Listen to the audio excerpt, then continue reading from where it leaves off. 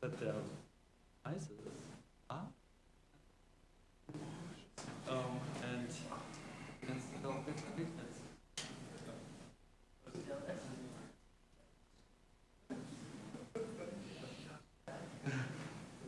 The other country.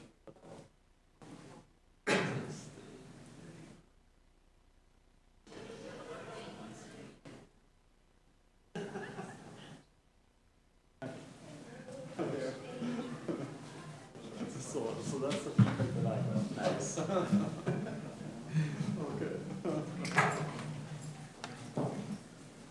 What's going on? That was a miss. Right here.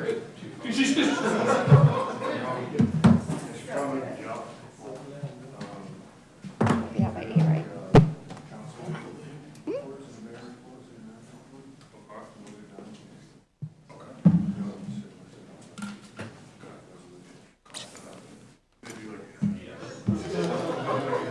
Yes, it is. Yes.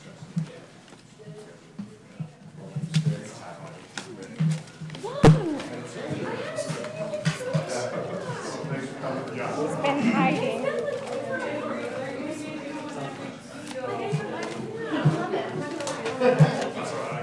I'm very happy to see you.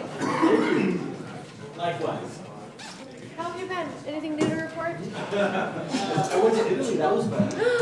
You did? Practically going to the same time. Where'd you go? Which part? I went to Venice, Rome, Milan. Ooh. Lucky, lucky, lucky. How long were you there for? I was there for 2 weeks. Yeah, you did good. He's doing favorite great part? good. No, Florence. I went to Florence and Florence. Ah, when were you there? Like spring break time. Okay. Around that. Like, Okay. So about maybe 2 months now. Are you still sad? Yeah, I'm so sad too. She was just there. No, I wasn't in Italy. Oh, Germany. Italy's next time. Germany? No. Europe. I know it's Europe. Britain, Spain. I'm gonna pass a resolution on that. Not allowed. No, so cool. No contact. No, wait, no, what we'll do is, you can, but you're not allowed a first round pick. Ouch. I think he just gets whatever's left. He's not a red. You said you're gonna pick. Yeah. That'd be good. That'd be so funny. You have to play with the worst team. Just for the first year. Just afterwards, we'll forgive you. Just has retribution for really quick.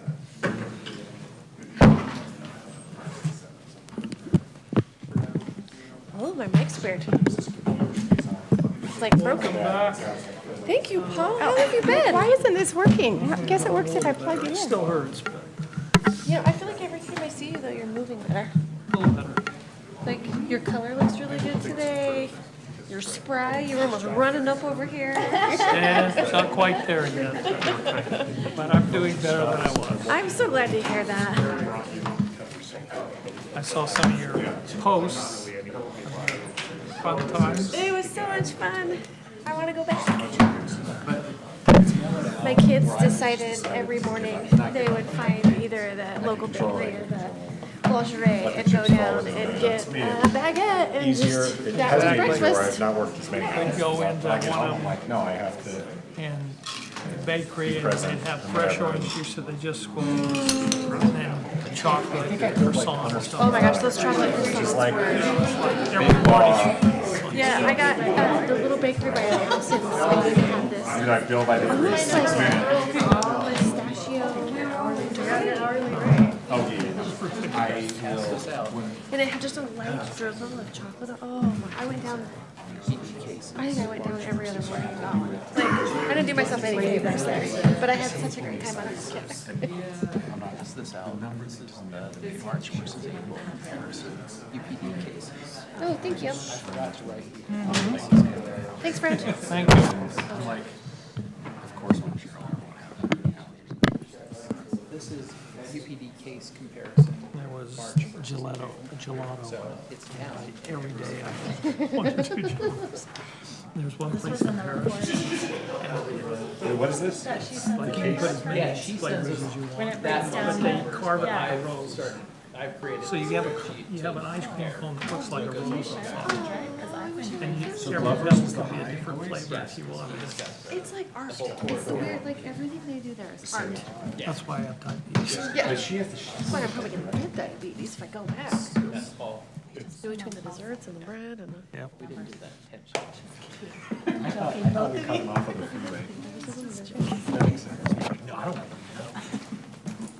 Most of them were. I've been over there several times. And a while back, we went into a store and they wouldn't sell anything to us. But that's been 10 years That ago. makes me feel better. But no, me and my wife, people would stop us, we were looking at the maps and stuff. People would stop and say, could we help you? I was so impressed. That's why projecting, doing most of myself.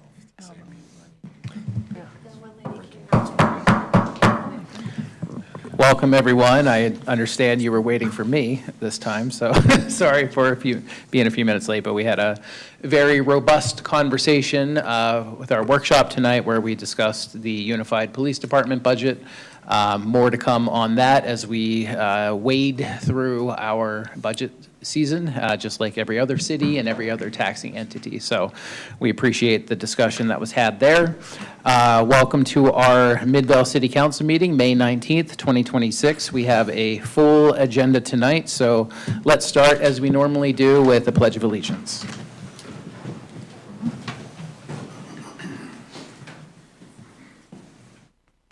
I pledge allegiance to the flag of the United States of America and to the republic for which it stands, one nation, under God, indivisible, with liberty and justice for all. Thank you, everyone. Rory, will you see who is here and who may not be here? Yes, Councilmember Robinson. Here. Mikalash. Here. Brown. Here. Billings. Here. And Glover. Here.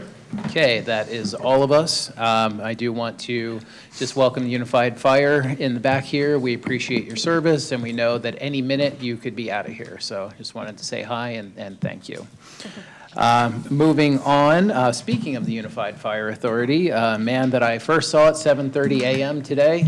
Good to see you 12 hours later. Chief Kay with our Unified Fire Authority report.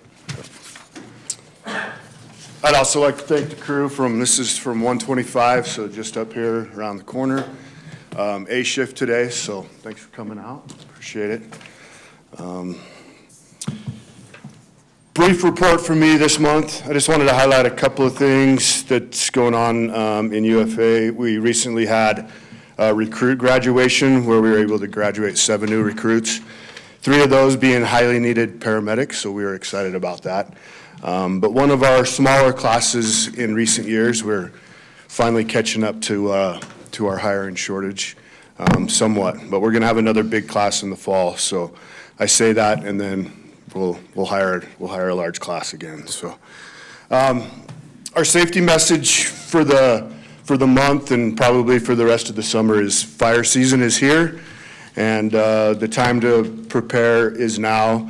You guys are a fairly urban community, but you're still at high risk for those urban interface fires. So our message to the citizens and to the community is prepare now. You know, clean up your property now, get all of the dead and dying, dried vegetation cleaned up, specifically directly around your homes, up on your roof, out of your gutters, all of those things. And then we just need to be extra careful with anything that's going to cause a spark. So you guys remember last summer we had that large apartment complex fire in Mill Creek, and that was caused by a mower mowing in a dry field. And so it just takes just an instant in these dry conditions. So that's our safety message for the month is fire season's here, and we need to get prepared. So as far as the call volume for the month of April, 305 total incidents in Midvale. You guys remain the 3rd busiest community in UFA, so strong work. And you're maintaining that good response time of the 90th percentile of 6 minutes and 3 seconds. So one of the fastest response times in the UFA as well. So you're getting good service from from your crews that work here. So that's all I had for you tonight, unless any questions. Thank you, Chief. Any questions? Appreciate you. Thanks. Okay, moving on to public comments. Any person wishing to comment on any item not otherwise scheduled for a public hearing tonight may do so now if you want to approach the microphone and just give your name for the record. Hello, and thank you for your time. My name is April Thompson, and I am a resident of Midvale. Some of you may think I look familiar. That is because on April 7th, I made a comment right in this spot asking you to vote in favor of the ordinance to join the Utah Renewable Communities when the time came. I'm going to keep my comment today short and sweet. I still would like it very much if you did that. From boosting our local economy by building new infrastructure, saving taxpayer dollars by lessening our reliance on expensive coal plants, and cleaning our air, this is one constituent who would very much like to see this implemented. Thank you. Okay. Thank you, April. We will have a discussion on that item tonight and a final vote on June 2nd. So, is there anyone else who'd like to give public comment? Please state your name for the record, Sue Armitage. I'm Sue Armitage. Tonight, I want to thank UFA and UPD. They came to my condo complex about 10 days ago.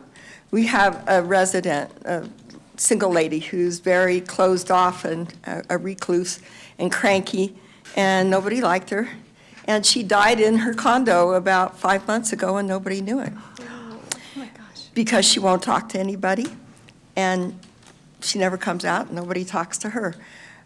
And what hits me is each one of you are friendly, and you know your constituents and you know your neighborhoods. And in my condo community, 87 units, nobody knew her because she didn't want to be known. And I was impressed that she didn't want to be known, and we actually didn't want to know her because she was always angry.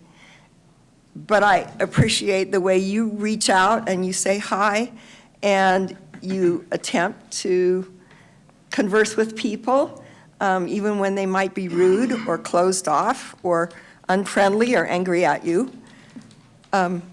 Very sad. I do the newsletter for my condo community, and I put the newsletter on the clip by her door every day for the last 3 months.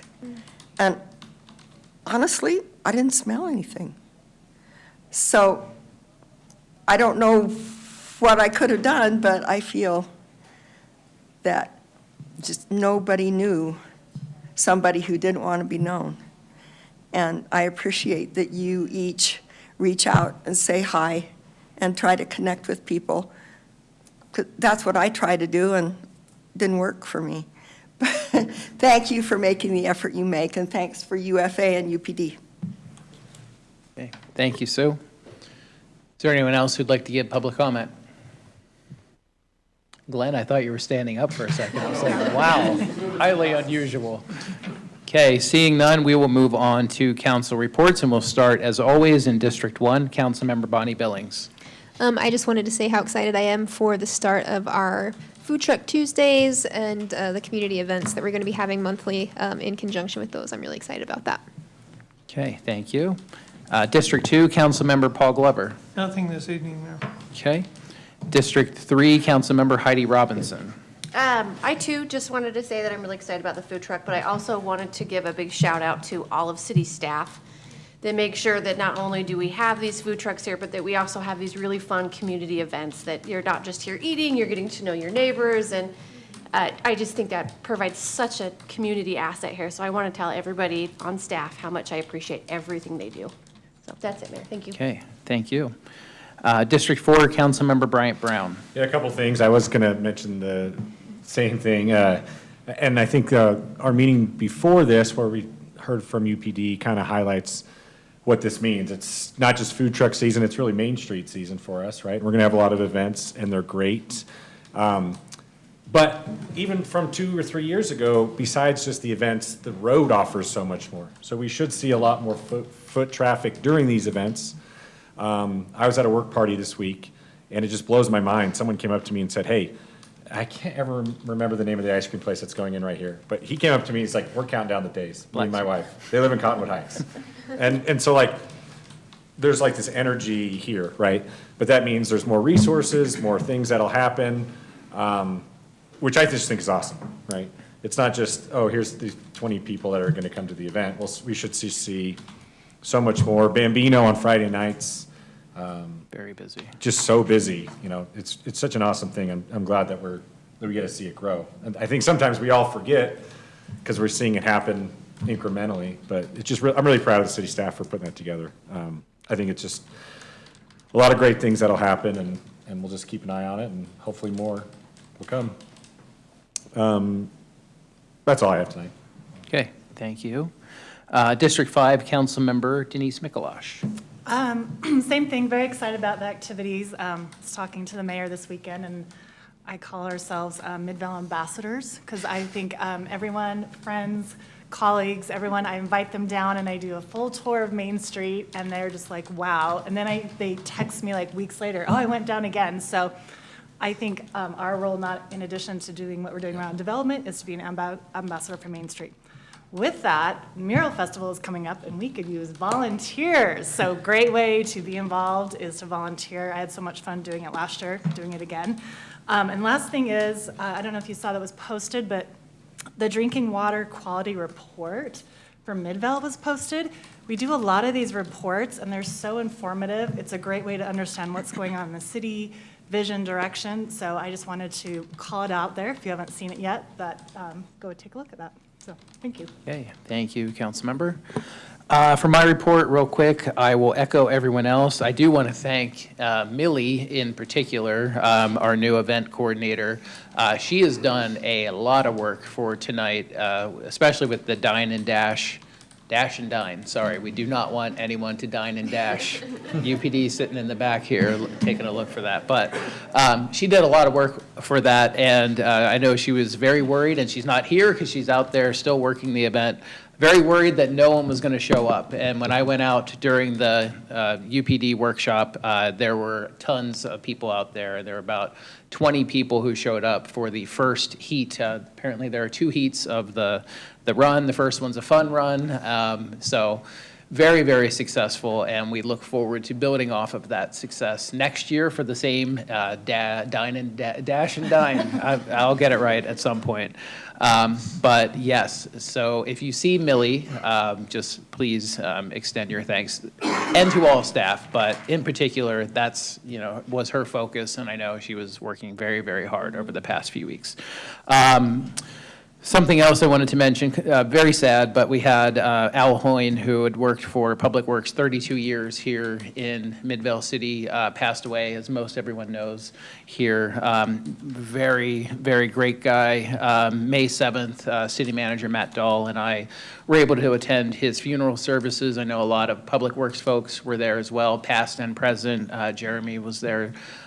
Some faces who we haven't seen in a while were there as well.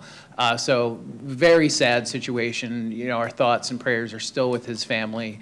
But it was at least nice to be a part of that celebration of his life. And there were, as I said, a lot of faces past and present who came out to show their respects. And it was very clear that Al was a very loved human being in Midvale City in particular, and for all of the decades of work that he did here in Midvale City, I thought it appropriate to mention our support for his family and also just our respect for all the work that he did over the years. So not to be the Debbie Downer of the group, but that is it for my report. What do you have, Matt? Actually, you're not even on. Oh, there you are. Very bottom of the agenda.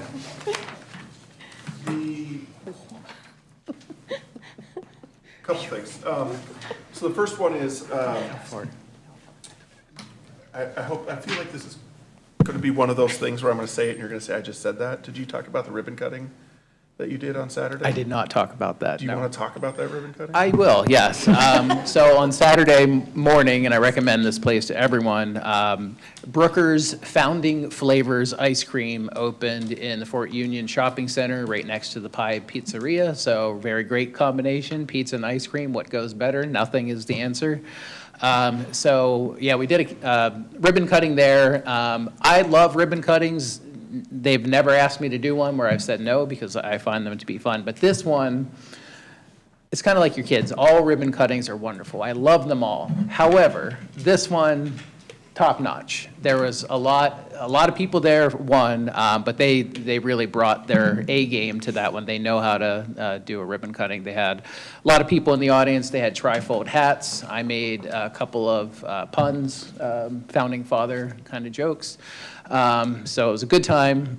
Great ice cream. They have about 30 flavors, all kind of founding father, Revolutionary War, Hamilton themed ice cream. So definitely recommend it. And for those who haven't been there yet, they do have a number of locations. It is a Utah-based company. I feel like I'm doing a commercial for Brooker's Founding Flavors Ice Cream, located at. But yeah, and City Manager Matt Dahl and Lily, more importantly, was there as well. They took so many pictures of her because she is one of the cutest kids imaginable. But yeah, check it out if you haven't been there. It is quite the experience. I recommend the flavor, Tory Apathy is what I had, so. Do you have anything else on that? No, that's it, thank you. Okay, so a couple of things.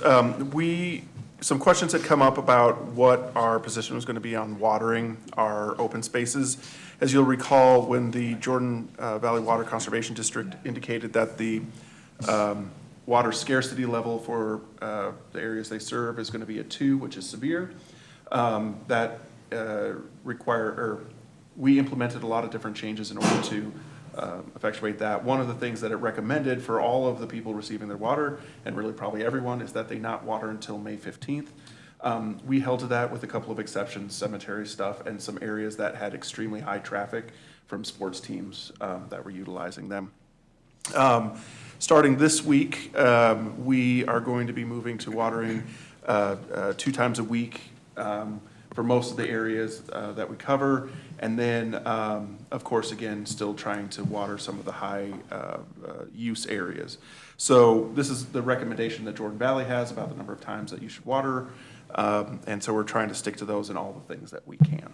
So if anyone asks about the grass looking maybe a little bit less green than it has been, we're just trying to sort of do what we say when we. That's not it. I know you get what I'm trying to say. The words just didn't come out, Heidi. I'm sorry. Anyway, so we're working on that in case anyone has any questions. The other thing is the staff is working hard to get the application for the ZAP bond put together for the recreation center.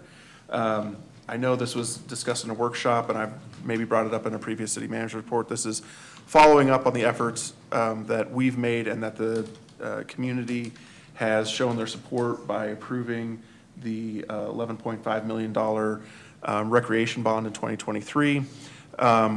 This application is one of the ways that we're hoping that we'll be able to fulfill the commitments that we made to the community with regards to a recreation center. And it was a short timeline to get it put together. I will be sending you information on the application so you can see what we submitted as we approach Friday.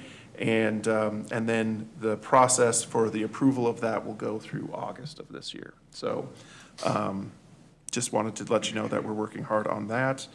And then beyond that, I think everything else was covered by the mayor or other.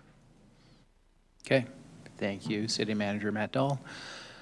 We will move on then, unless there are any questions. I know that last one is a piece, the rec bond, and that the council is very interested in. Any questions about that process? Okay. We will update you as we know more. They are choosing the 4 mayors who get to be a part of that board this Thursday, the 21st. So there are 7 mayors who were nominated. I was one of those mayors, so I'm going to do my very hardest to get on that committee. If anyone up here knows mayors and are in tight with them, you can do some lobbying for me if you so choose. But I'll let you guys know how that goes after Thursday's meeting. Moving on, we have one public hearing on the schedule for tonight, and that is to receive public comment regarding amendments to the Midvale City fee schedule and utility rates for 2026. I know that's how it's written on here. This is also known as the water rates public hearing. I wanted, as Mariah comes up here, she beat me to it, but this is something we heard a lot of feedback from the community regarding water rates. I don't want to steal your thunder like Matt stole mine in the workshop. Go right ahead. But after listening to concerns, very legitimate concerns from residents regarding water rates going up for every user, regardless of the tier that they're in, we have developed this new proposal that Mariah is going to speak to. But we do want to, and I know Mariah is going to reiterate this too, we want everyone to conserve as they can, no matter how much water you use. If you're the lowest water user in the city of Midvale, we're in a severe drought, and we are still urging everyone to do everything they can to conserve water in any way that they can. However, listening to the legitimate concerns of our residents, we decided to do the following. Cue Mariah. Maybe. I can keep talking. Go ahead. Spoiler alert, we're getting rid of the surcharge for everyone who's in that range of 0 gallons to 12,000 gallons per month, which should include most, if not all, regular water users, so none of the higher tier water users. I resaved this as the title as it was on the agenda, just in my same spot I saved it, and it's not Juan's fault at all that he didn't have it.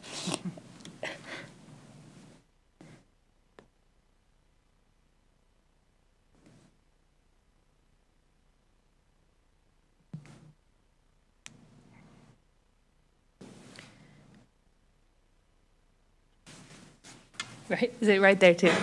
Okay. Yes. All right, sorry about that. I have a cool 2 slides for you, so nope, I used this, not that. Okay, so I'm just gonna go over what was previously, what adopted really quick. So we had, the surcharge was applicable to all 4 tiers of consumption charges. Essentially, you have a base rate for your water. This does not apply to that.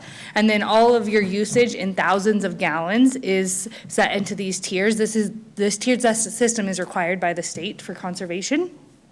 And so in tier 1, that's all usage from 0 to 12,000 gallons, and then it kind of builds from there. So you are charged for whatever water you use in that tier at that rate, and then it builds. So if we say tier 1 water users, that everyone could be any level of water user. It just depends on how much you consume in any given month.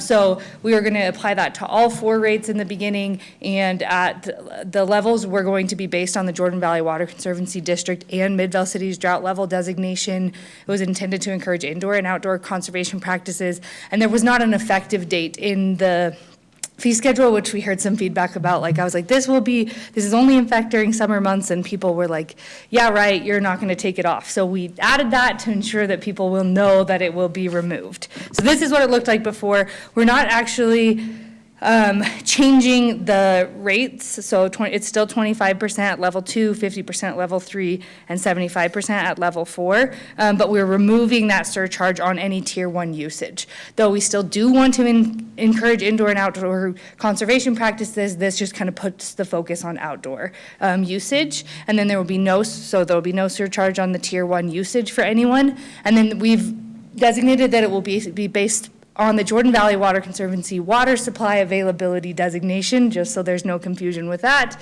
They've named it a different thing, and so we're just in the fee schedule going off of what their name is. And then the effective dates are based on service dates. I talked through my staff with this. This is a pretty complicated. I don't know that most people in the city know that we have 2 billing cycles. You either are billed mid-month to mid-month or the beginning of the month to the end of the month. And so just to make sure it's fair across for our billing cycle 1, that's the mid-month, this will be in effect from May 15th to October 15th, and for billing cycle 2, May 1st to September 30th. And that is all in the fee schedule. So when it's adopted by you guys, that becomes the law. And then this is what the drought rates will look like. This will go into, it is in effect once you vote on it, but nobody will see it on a bill until they receive a bill in June.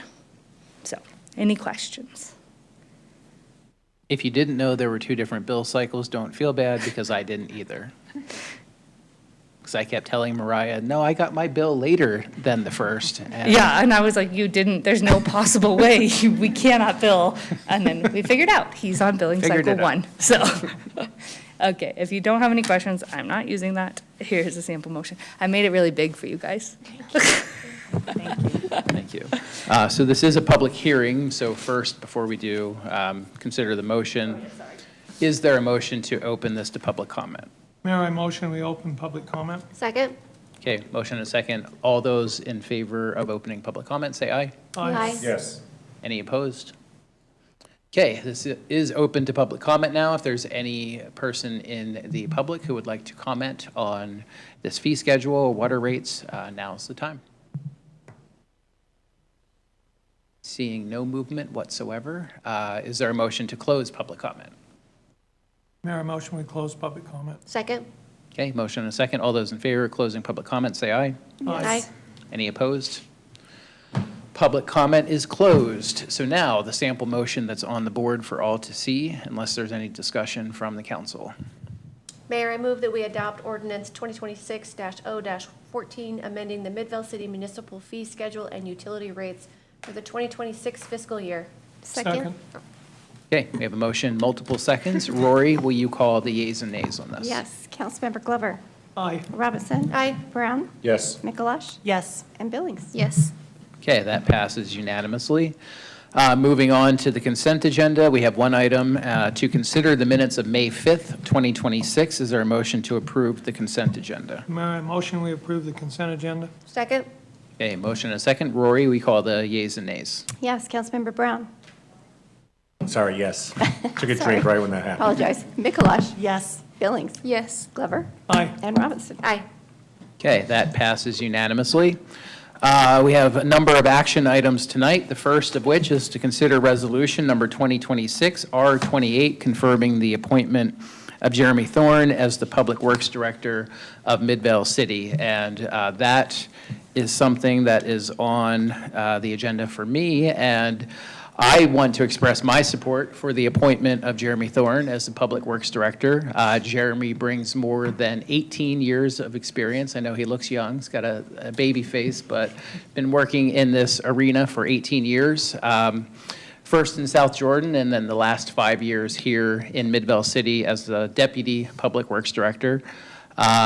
Jeremy has overseen all of the major divisions within the department during his time as the Deputy Public Works Director, working very closely, obviously, with Glenn Kennedy, or as Matt referred to him in every one of the job interviews that we did, the current Public Works Director. At some point, I had to interject because it sounded like that Glenn just abdicated and moved to North Dakota or something, which he might do, but not until we get Jeremy in place with the council's support. So Jeremy, come up here and say a few words if you want, but I just want to note that definitely as we did the interviews, Jeremy emerged as the very obvious candidate for this role. Very well liked. I asked some difficult questions, not of Jeremy in particular, but some of those who work with him and for him. And I was very impressed with each one of those people saying, this is absolutely the person for this job. So in the end, it really wasn't a whole lot of, we did interviews, and there were very, very good people who interviewed for this position. I should be very clear about that. But with his last 5 years working so closely with Glenn in the deputy director position, definitely seemed like a very obvious fit to elevate him to the director position. And before you tonight will be, my recommendation to the council, with your consent, we'll appoint him as the new Public Works Director. We'll have Glenn until June 11th. Glenn's counting down the days. He has a big calendar with big red X's on the days. He said he still wanted to put up the Christmas decorations forever. He told me that this morning. And run the parade. Yeah. That sounds like Glenn. That's a very good idea. But this will also, give Jeremy, not that he needs it, because he's been working closely with Glenn, not just for the past 5 years, but also previously at South Jordan, right? But there will be some overlap there, where he'll get to do some job shadowing. Again, not that he needs it, but, so we have Jeremy here tonight. Jeremy, do you want to say a few words to the council, and then we'll proceed with some questions? Yeah, good evening, council. I'm excited about this position and being able to continue to lead our great Public Works employees, just in a little different role, and help provide all the services that we provide you in this community. So I'm very looking forward to it, and to keep the progress that Glenn and I have made together over the last 5 years going, and keep us moving forward. Okay, thank you, Jeremy. I know, can you tell the council the analogy you used with the train? That resonated with me during our second interview with Jeremy. So I felt like when I was first hired, we had a train sitting around, let's just say, and what we did is we put in the framework and got that train on the tracks over the last 5 years with the changes we've made and the programs we've implemented. And my goal is to keep that train going, complete all of our master plans, and provide all the services to move this city into the future. Okay, thank you. If there are questions from council, we'll do 2 rounds of 10-minute questions for each council member. No, I don't. I think there might be one question from Councilmember Brown, but are there any questions for Jeremy, for Glenn, for Matt or I, the process? I just want to say thank you for stepping up and interviewing and taking this on. I think you have big shoes. I haven't been here that long, but I've heard really big shoes to fill. But it sounds like you've had a good mentor, and appreciate you continue to keep the train moving forward, because I think you guys do an amazing job. So Thank you. Well, along what she just said, as we are heartbroken that Glenn is leaving us, I think you, having been here, having the experience, and knowing what our plans look like for the future is invaluable for us. And I'm very excited that you were kind enough to step up to the position. So thank you. Thank you. I was able to spend 4 or 5 hours in a golf cart last fall. Jeremy, remind me, didn't you work private before you worked? Yeah, before I started my career working for local government, I worked in a number of private roles as operations manager, distributions manager, and so I had a lot of construction experience, and that has helped me in my role up to this date. So yeah, I was also a licensed general contractor for a number of years. So I do have a lot of experience in a lot of different areas. So I brought that up because I think that's really important. Some pretty high-level experience. I think one that brings some, you weren't 18 and started, in the system, so you got to see how a lot of things work. Right. But I also think it says a lot about a person that stays, right? Our budgets are probably not as big as you would like them to be. Way more, Dustin's, or Mayor's favorite word, everything's government-y. So there's, a few more steps than probably if you're in private practice. So I wanted to bring that up so the council knew, you have a lot of experience outside. Right. That really stuck with me. So I think that's a very good thing, not a negative. So we appreciate it. Glad that you did stay in the private side, or in the public side. Yeah, thank you. Thank you, Jeremy. Thanks. Utah or BYU? There we go. He's been prepped for this question. All right, so. I wasn't going to do it. Yeah. So both my boys attended Utah State. Okay. And one just graduated and he's entering the master's program up there. So I'll say Aggie Blue on this one. Oh, wow, way to prepare to be Switzerland, okay. That is the way to go. It's made me second, I forget what I said about the public. Blue is the way to go. It's Aggie blue, though, Yeah, that's Paul's favorite, Councilmember Glover's favorite answer. where I is graduated from. Aggie Blue. Nice. But to be serious, just real quick, Jeremy, from my interactions with Public Works now, has the support of the people at Public Works, and that's very important for this role. Anyone who, when you lose a director to retirement, or for any reason, that turmoil can create some angst among the folks who do the day-to-day work. And every person I spoke to in Public Works, including Glenn Kennedy, has said that you're the person for this job. So it was very important to Matt and I and everyone on the hiring committee that the person in this position already has the support. We could have brought someone in from outside. There were people who have never worked in government before who applied for this job, but it just wouldn't have been a great fit with the culture that we've maintained here in Midvale. So with that, if there are any other comments? I just have one more thought on that. The one thing that you will get with this position, which I'm sure you're aware of because you sit here most of the time, is we up here get constant feedback, comments from our constituents. Your department, soon to be, is one of the higher ones that people have thoughts, comments, suggestions. I will say usually the more positive ones, except for if you don't plow a street or something along those lines. So that's good. I do think now you'll be unfortunately, the one where we're going to sit here and go, normally it's Glenn, you know. Right. So we're all in the service industry, whether we want to say that or not. And I also do this in my day job. I feel like an attorney is the service industry. I think we just, and you'll probably do this, so I'm just kind of giving this general advice, is when we come and say, hey, citizens want a speed bump here or whatever, it might not make sense. It might make sense, but I feel like everything should kind of be yes, but, not necessarily right away, no, we can't afford it, no, right? Right. That way we can show, as a service industry, yes, we're thinking about it. Yes, we maybe could do that, but it'll cost this much money, or it could take 10 years. Or, unless it's illegal, right? Like the state doesn't let us do that. Right. Just keep that in your mind, because now I feel like Glenn kind of was the buffer for you sometimes, and now you'll be the buffer for your team, where we have to come and say, oh man, people are frustrated about the snow plows or whatever. And I think we do a good job at playing defense for you. Right. But you'll get probably a little bit more from us. Yeah, I understand that, and I'm very amenable to working with you and doing the things that, make sense and help the community. Appreciate it.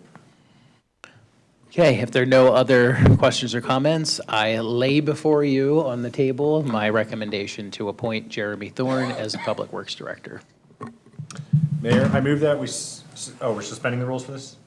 Is that right? Yeah. I didn't wear a tie, but Jeremy did. We can't do I got one it. It's for just you. not allowed. Sorry, I just wanted to make sure the words were right, so. They are. Okay, I move that we suspend the rules and approve Resolution 2026-R-28, confirming the mayoral appointment of Jeremy Thorne as the Public Works Director of Midvale City. Second. Okay, we have a motion and a second. Rory, will you call the yeses and nos? Yes, Councilmember Billings. Yes. Glover. Aye. Robinson. Aye. Brown. Yes. And Mikalash. Yes. Okay, that passes unanimously. Congratulations, Jeremy. Let's do a round of applause. Congrats. And with this position, we don't get to do this very much, but with this position comes an oath of office. Glenn did this when Rory stood on a chair because of the height difference. We offered her a stool, but she's good to go. If it was going to be a son, I'd need a ladder. So, And if family wants to come up, they can. You don't have to. You're welcome to. We can do pictures afterwards if you guys want to do that. Okay. Jeremy, raise your right hand. Repeat after me. I state your name. I, Jeremy Thorne, do solemnly swear do solemnly swear that I will support, obey, and defend that I will support, obey, and defend the Constitution of the United States the Constitution of the United States and the Constitution of the State of Utah and the Constitution of the State of Utah and the laws and ordinances and the laws and of ordinances Midvale City, of Midvale City, and that I will discharge and that I will the discharge duties of my office the duties of my with office fidelity. with fidelity. Congratulations. Thank you.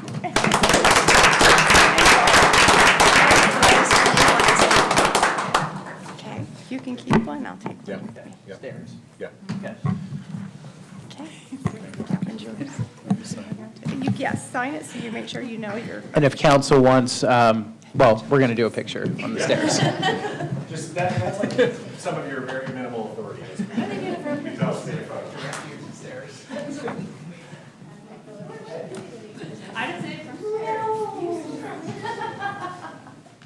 No, I just swore at it.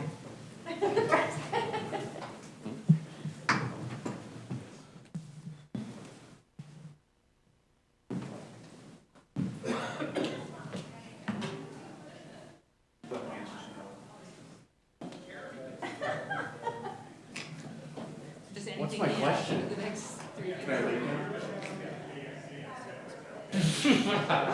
This is my last one. It is. Yep. No? Yep. No? Levi, is it? Last I heard you're still being employed until second. Isn't the 16th guild? Okay, the 11th, I was like, I know. Second's the one where we have to second.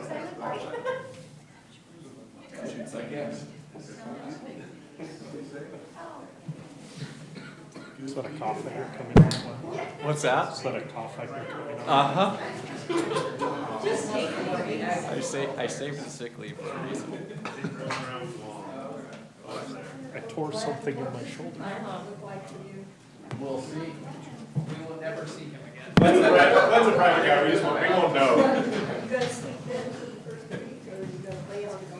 Glenn doesn't even pretend there's enough to say, I'll be back, you'll see me at events.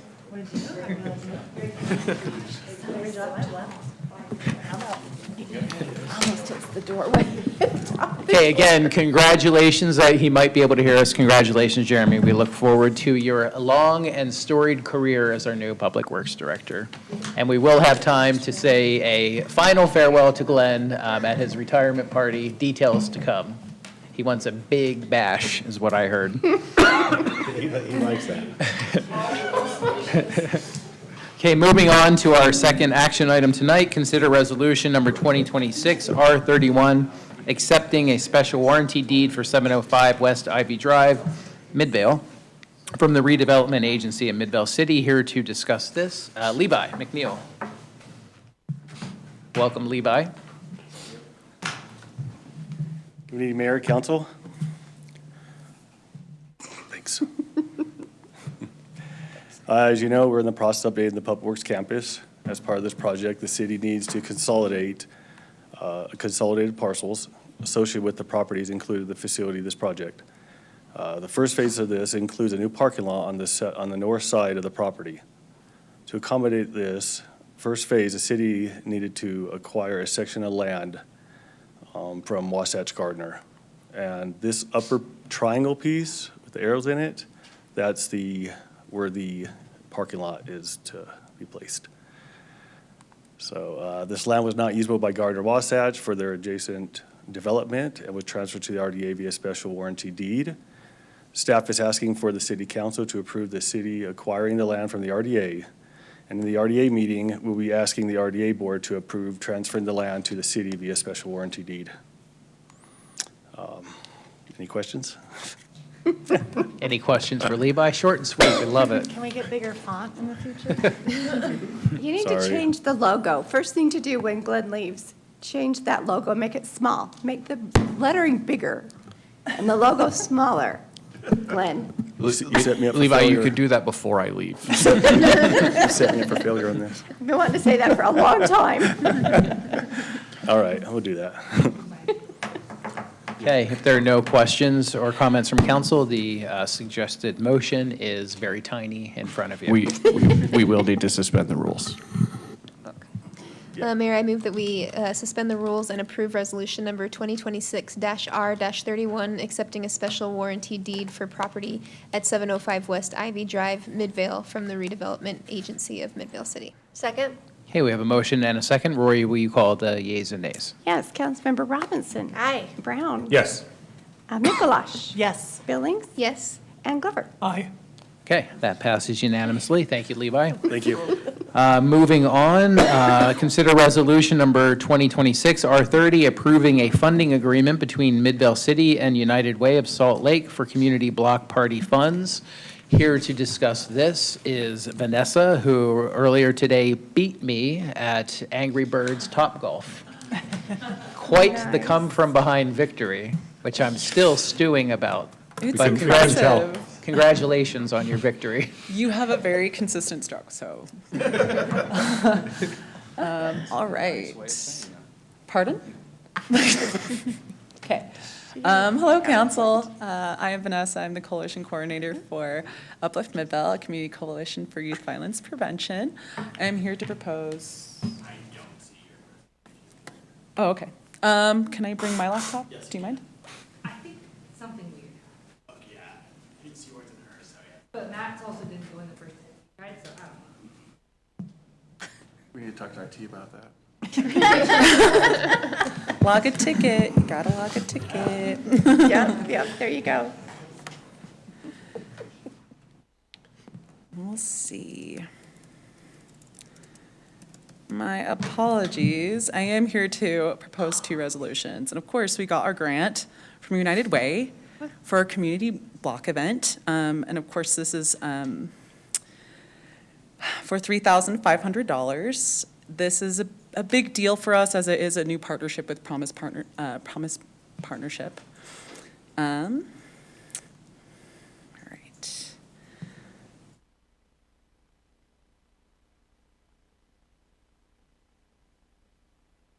Mm-hmm.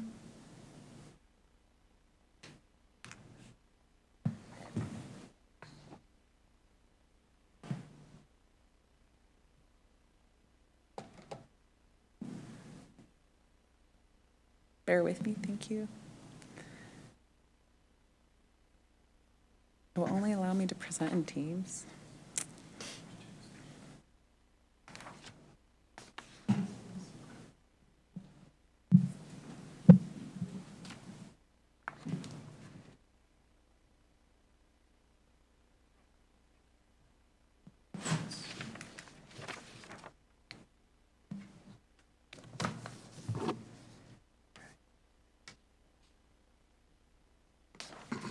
I have it plugged in.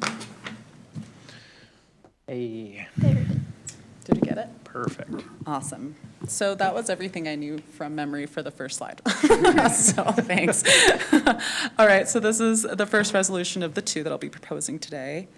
Of course, it's for the one-time grant for $3,500 for Midvale City. The block party funds is to support a community block party event. So the event must align with Promise Partnership values, which is relationships, respect, continuous growth in communities, and of course to also share and celebrate with the community. The event that we've decided on is a street mural. Very exciting. I'm really excited about it. It's a passion project. The event will take place on June 12th through the 13th. On the 12th from 10 a.m. to 5 p.m. we'll be doing layout and preparations with the artist. Spectators are welcome. Of course, on the same day at 5 p.m. from 5 p.m. to 8:30 p.m. we'll have tacos and community participation. And then on the 13th we'll continue for finishing touches if necessary with the artist and the community if necessary.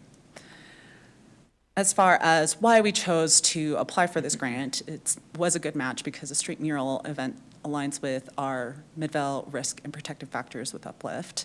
The neighborhood attachment is our risk factor. Opportunities for pro-social involvement is a strategy that we use for protective factors. And then, of course, it also aligns with Midvale City efforts in beautifying investing in public spaces. And then lastly, it does help with traffic and pedestrian safety. As far as the agreement report requirements, they do provide a report summarizing attendance of the event, community impact, use of funds, event successes and challenges, collaboration with community and partners. And the hope is to reapply for this block party grant for fiscal year 2027, and hopefully do it again this next year. Financial impact. The cost overall, the estimation is $12,500. The award is $3,500, which gets us started, and then the coalition will be impacted, our fund will be impacted by $9,000. The general fund, however, will not be impacted. This is the recommended motion. Do I have any questions in regards to this agreement? Any questions for Vanessa? Where's the mural going? That is in my next. Oh, okay, I'll wait Page. then. Okay. No spoilers. Okay, if there are no questions, the motion's on the board, and we're suspending the rules again.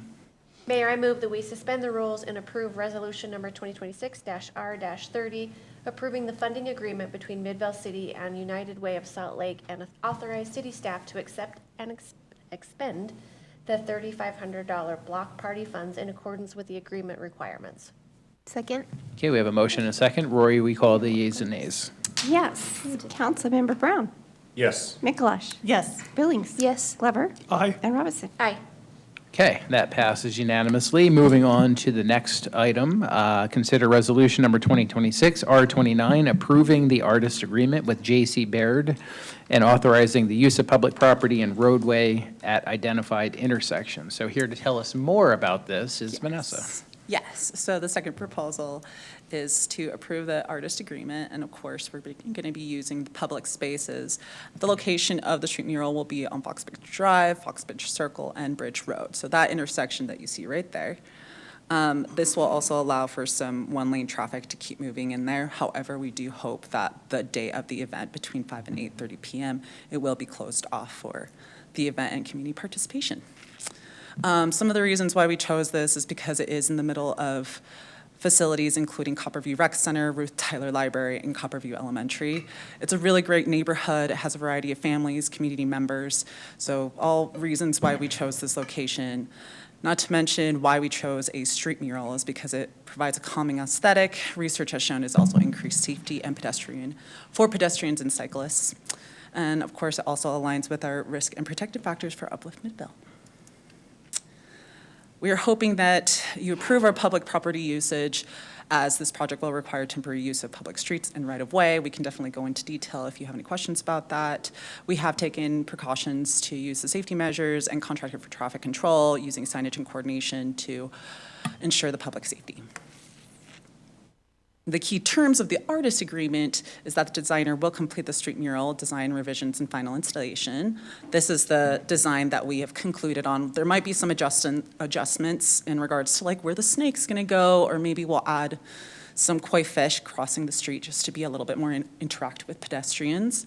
The compensation of the artist is $5,000 in 2 installments before and after. Midvale City will retain sole ownership of the mural, including intellectual property and rights. Midvale City will retain discretion and fiscal responsibility for maintenance and repair. So in case we decide to repaint it next year for another block party or in a few years, then that will just give us reason for another party. So. As far as examples of J.C. Baird's pieces, she does a lot of stained glass. So this was also a reason why we were like, paint by numbers will work really well with her aesthetics. These are some of her beautiful pieces. I did include the dog one because dogs rule. Here's the recommendation motion. Okay, thank you, Vanessa. Questions? Any questions from council? I find this location really interesting. It's in my district, and I don't think my district's gonna love this location. I'll be 100% honest with you. There's a lot of angst with that area. I don't know. It's an interesting decision to do that spot. Closer to the school or something would have made more sense, but right in the middle of that community is probably not going to be all that well received. It's not going. People don't want to go down that road now, and they're not going to want to then. So I definitely do not like this spot. I like the idea. I like the artwork. I don't know if I realized it, but we can. The council can decide. I'm just speaking from someone that lives in sort of this area. Yeah. Like we've had to have special meetings with the surrounding neighborhood, streets that are right behind it. I feel like it could kind of almost insult those people where they feel like the city is not helping us and generating, using their funds to help some pretty big issues. And instead putting money towards, that area. I don't know. It's an interesting idea. We, part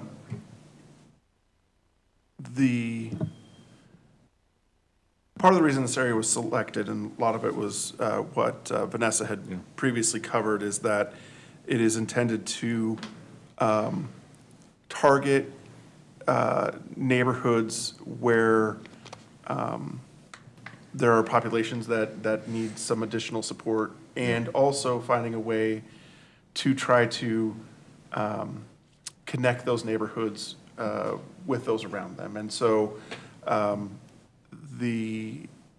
through the coalition and looking at those objectives, that's what led us to this particular location, and the fact that it connects between the two Copper Views Recreation Center and school.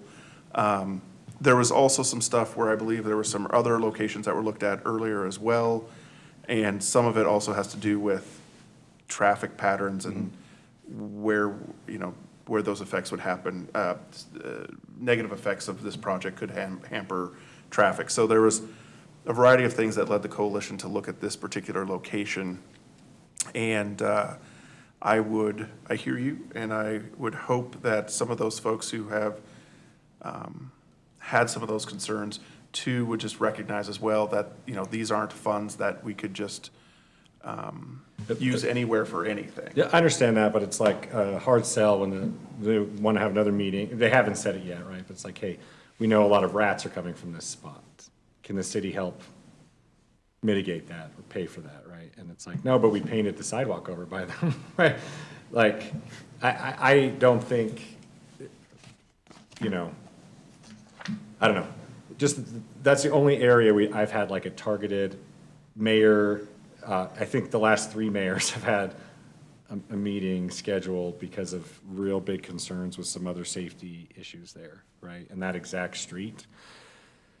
So, I don't know. I hear what you're saying. I hear why it's targeted. I'm just expressing there could be a lot of backlash. Right. Right? Because people will think, not only are you not listening, now you are putting funds over there, but not in a way that addresses what they think are legitimate concerns. So that's my only thing. Like I'm hoping that was sort of factored in when that was decided, that there's like this real angst. Yes, so not that to repeat everything that you just said, but I know that a lot of the research that we did was mainly from boots on the ground, also using UPD crime rates, and we also looked at some of the referral data that we got from JDYS, and there was a lot of thought that was put into this location, and of course the traffic piece was also difficult, and finding a spot to do it one time over. Not to mention we have applied for other grants to do this sort of project, and we decided on 2 different districts, and one included District 4. And as far as our youth advocate, Kauai, he also lives in District 4, and he told me this as well.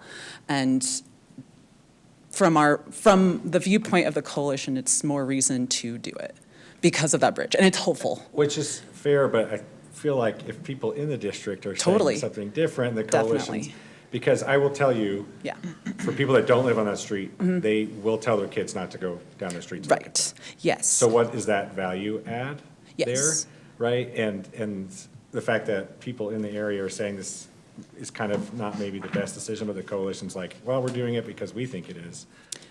I think on the fringe of that area would have been a lot more beneficial, like Foxbridge and Monroe.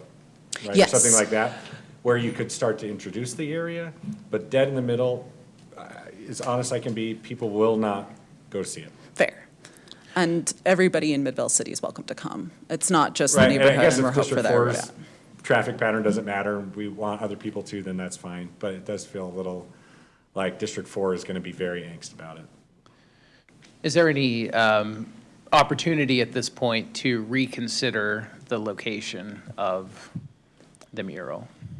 I am open to it. It just comes down to our contractor, was it Utah Barricade? and then also our assistant over at Public Works.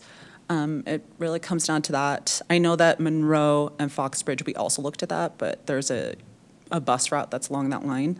So interrupting those services for time for us to lay it out and then also time to cure was kind of the challenge, because we didn't want another incident like other street murals that we've done in Midvale City that didn't last. And the artist, J.C. Baird, has also, she worked on some of those items, and she was very adamant. She's like, we need to have time to preserve this piece. You mean like Main Street, when we lost it all? Is that Correct. what we're talking about? I just want to make sure I'm on the same don't have page. data. I don't have any facts because it was before my time. But she was very adamant about having time to cure and to have that time. So we also have to power wash the night before. So it's just more of an operational piece as well. But hopefully I'd be happy to reconsider that. I don't want to exclude that area, but I'm trying to think what would make the most sense where you slowly bring that area into acceptance with everyone around them. And I personally think Dead Middle will do the opposite at the moment, right? And hopefully we can grow and expand. You know, like when we had those meetings, I was like, why didn't we invite some of the people from over there, right? Because otherwise it's kind of just a gripe fest. So it's not that I'm insensitive to it. The reality of how aggressive all the streets surrounding it feel about it. And they have some legitimate, and some probably not. But, I don't want us to look like we're rife with cash to be able to put something in a place that the neighborhood thinks no one wants to go. I don't know. Just my thoughts on that.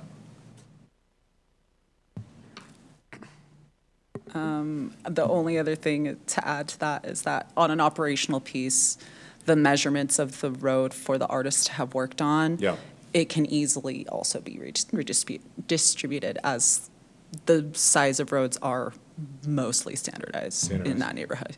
So that's also another piece. Weren't you looking in District 5 like a year ago to do this? Yes. So we looked at District 4 and we looked at District 5. District 4, we kind of decided that they have the higher participants and engagement from the community. So that was something that was considered when talking with leadership about different areas. That's like a double-edged sword, because I totally agree. Yeah, I get it, both directions. Yes, and once, it was because it's our first one, and I'm confident that we're gonna do this again. That's how confident I feel about it. Granted, such considerations, if it doesn't go well, it might also hinder our ability to do it again in the future.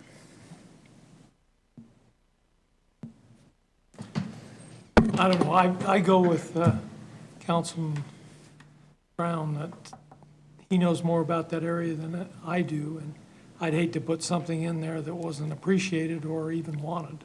Well, to Vanessa's point, I don't want to hinder us to be able to do this again. While I like that we're stretching and getting some public art out into different areas, I do have to, listen to Councilmember Brown on that one. That is his district, so maybe we need to identify some different areas. Just want to clarify, and not disagreeing with anything that's being said there, and if we are looking to move it, the funds that are funding this are coming from a grant through the county in order to do specific things, and the use of that in less affluent streets, neighborhoods, that kind of stuff is sort of what that is targeted towards. So I don't think Foxbridge is a bad idea. And so I'm just just looking on the ends of Foxbridge at the beginning. And so as I'm looking, I don't know that I'm going to come up with that answer now, but it's either, because if it's at the end intersections, it's either on Monroe or it's right on the rec center. And it isn't to say that we can't do it, we just haven't looked at it and what those, at least the rec center side anyways, and what the challenges around that would be. So I'm just trying to think if the solution here is. Knowing that the library will be replaced and not used, and that the rec center might evolve or change down the road, do we take any of that into? Because I know you tied it around those areas, but those are kind of evolving. Will it make sense if those change?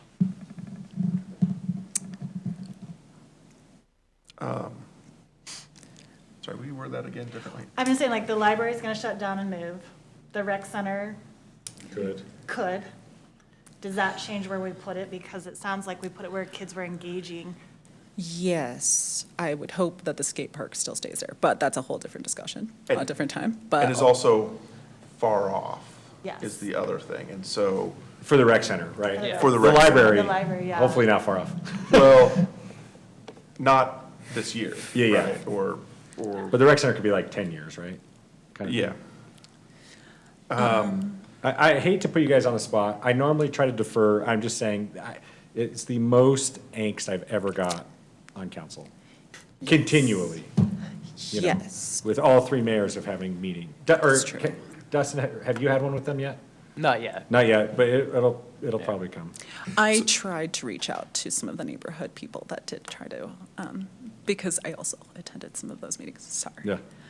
If we were to try to rework it and come back on the 2nd, is that doable in order to try to hit the timeframe? Is that?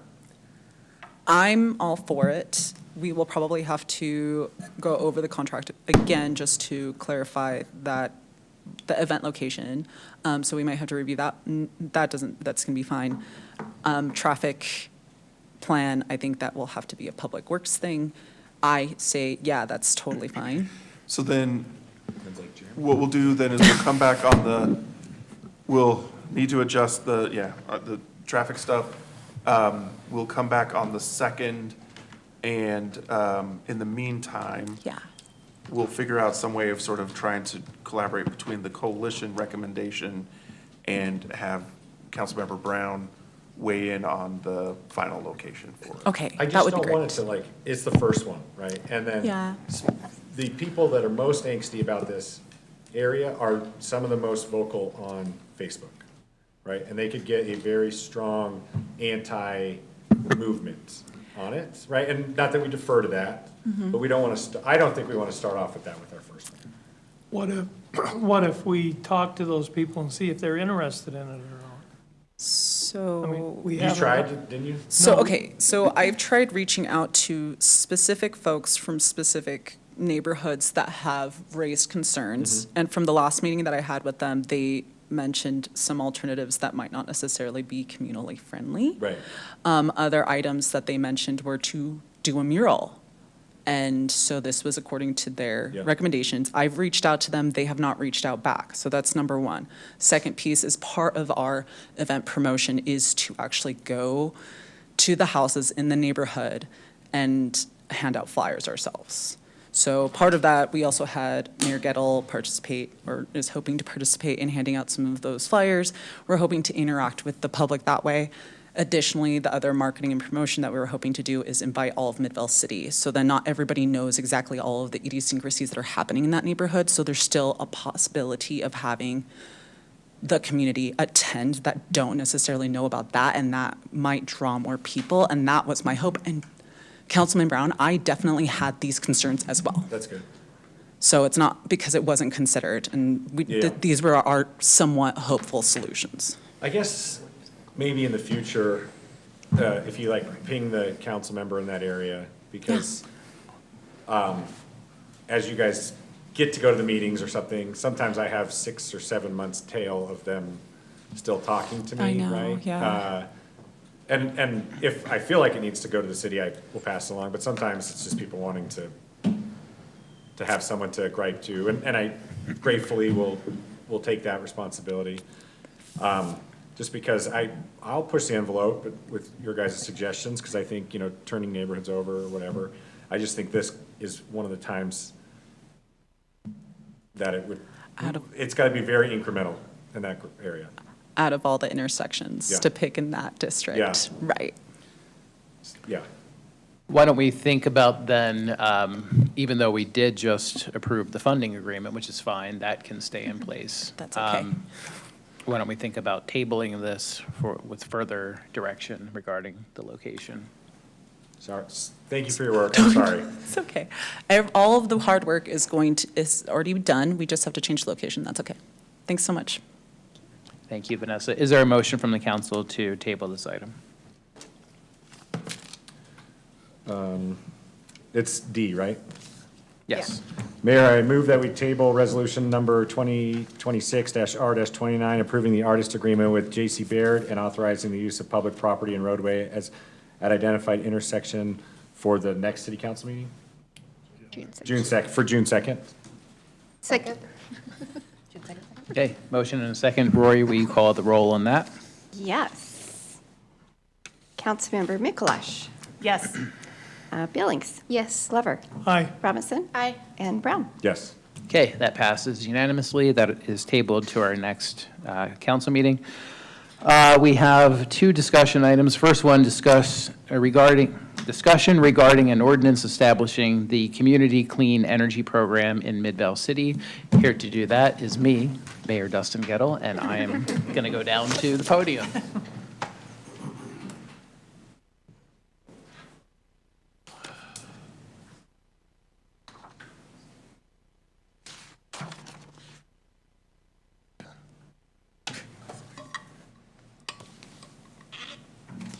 Okay, I didn't just disappear, but I placed my copy of the PowerPoint here earlier today.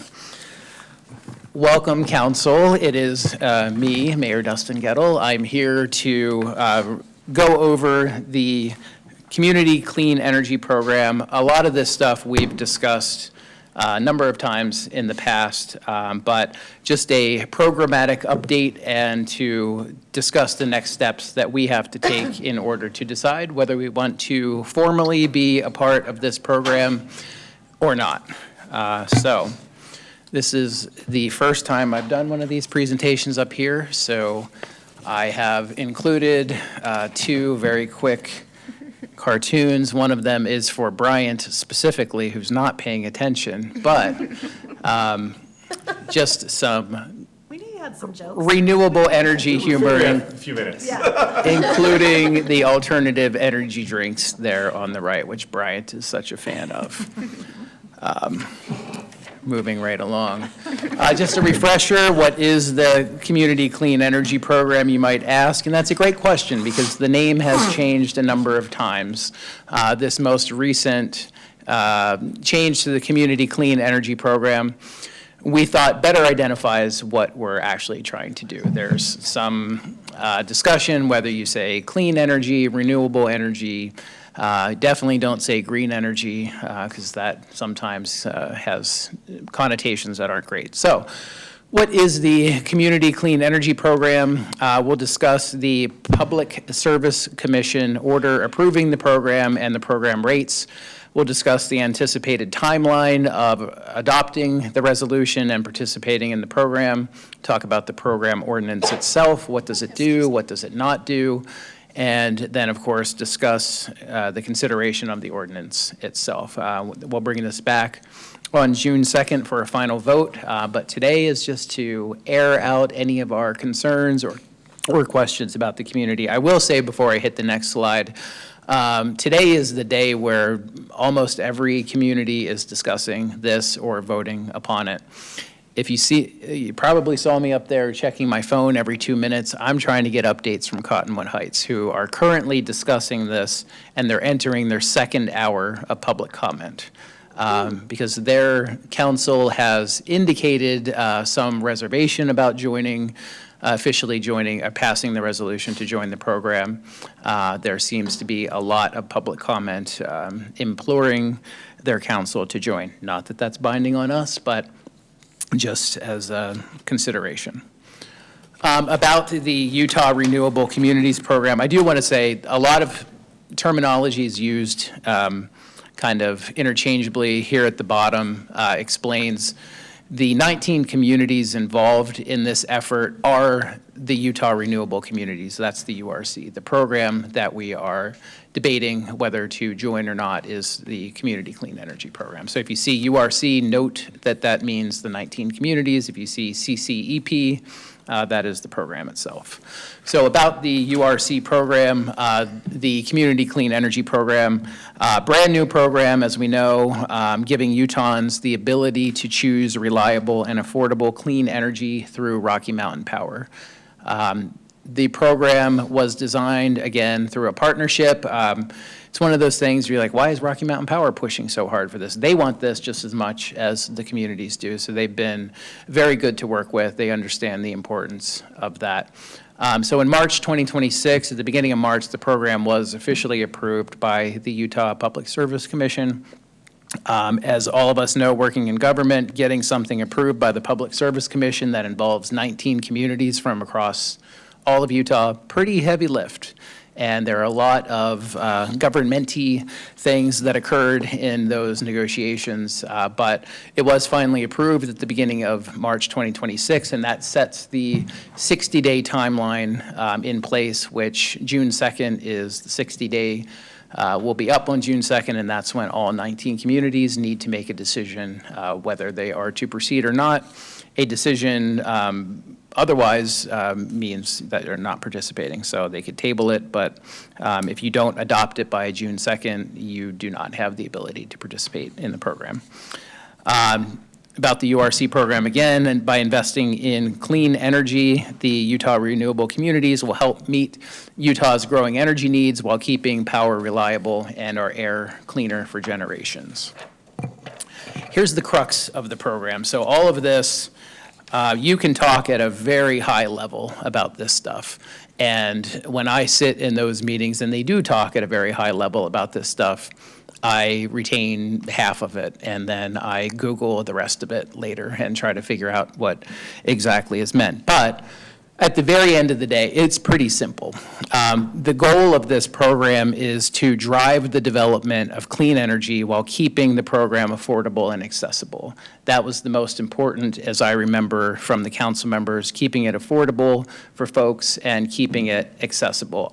In other words, if you don't want to be involved in this program, you don't have to be. And there's an easy opt-out program if you want.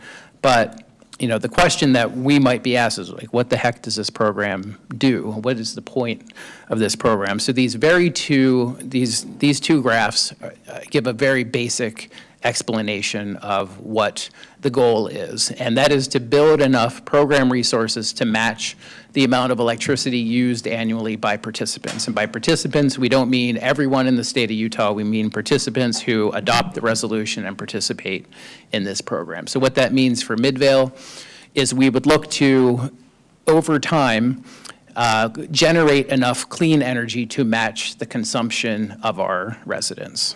So you'll see on the right here, phase 1, 2, 3, and 4.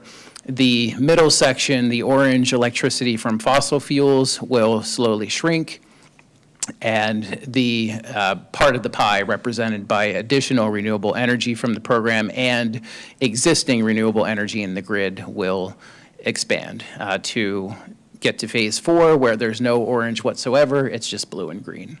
And the blue and green means that we have achieved the goal. On the left, the consumption of our community is now equal to the clean energy that the program has generated. I'm going to stop there. Are there any questions about that?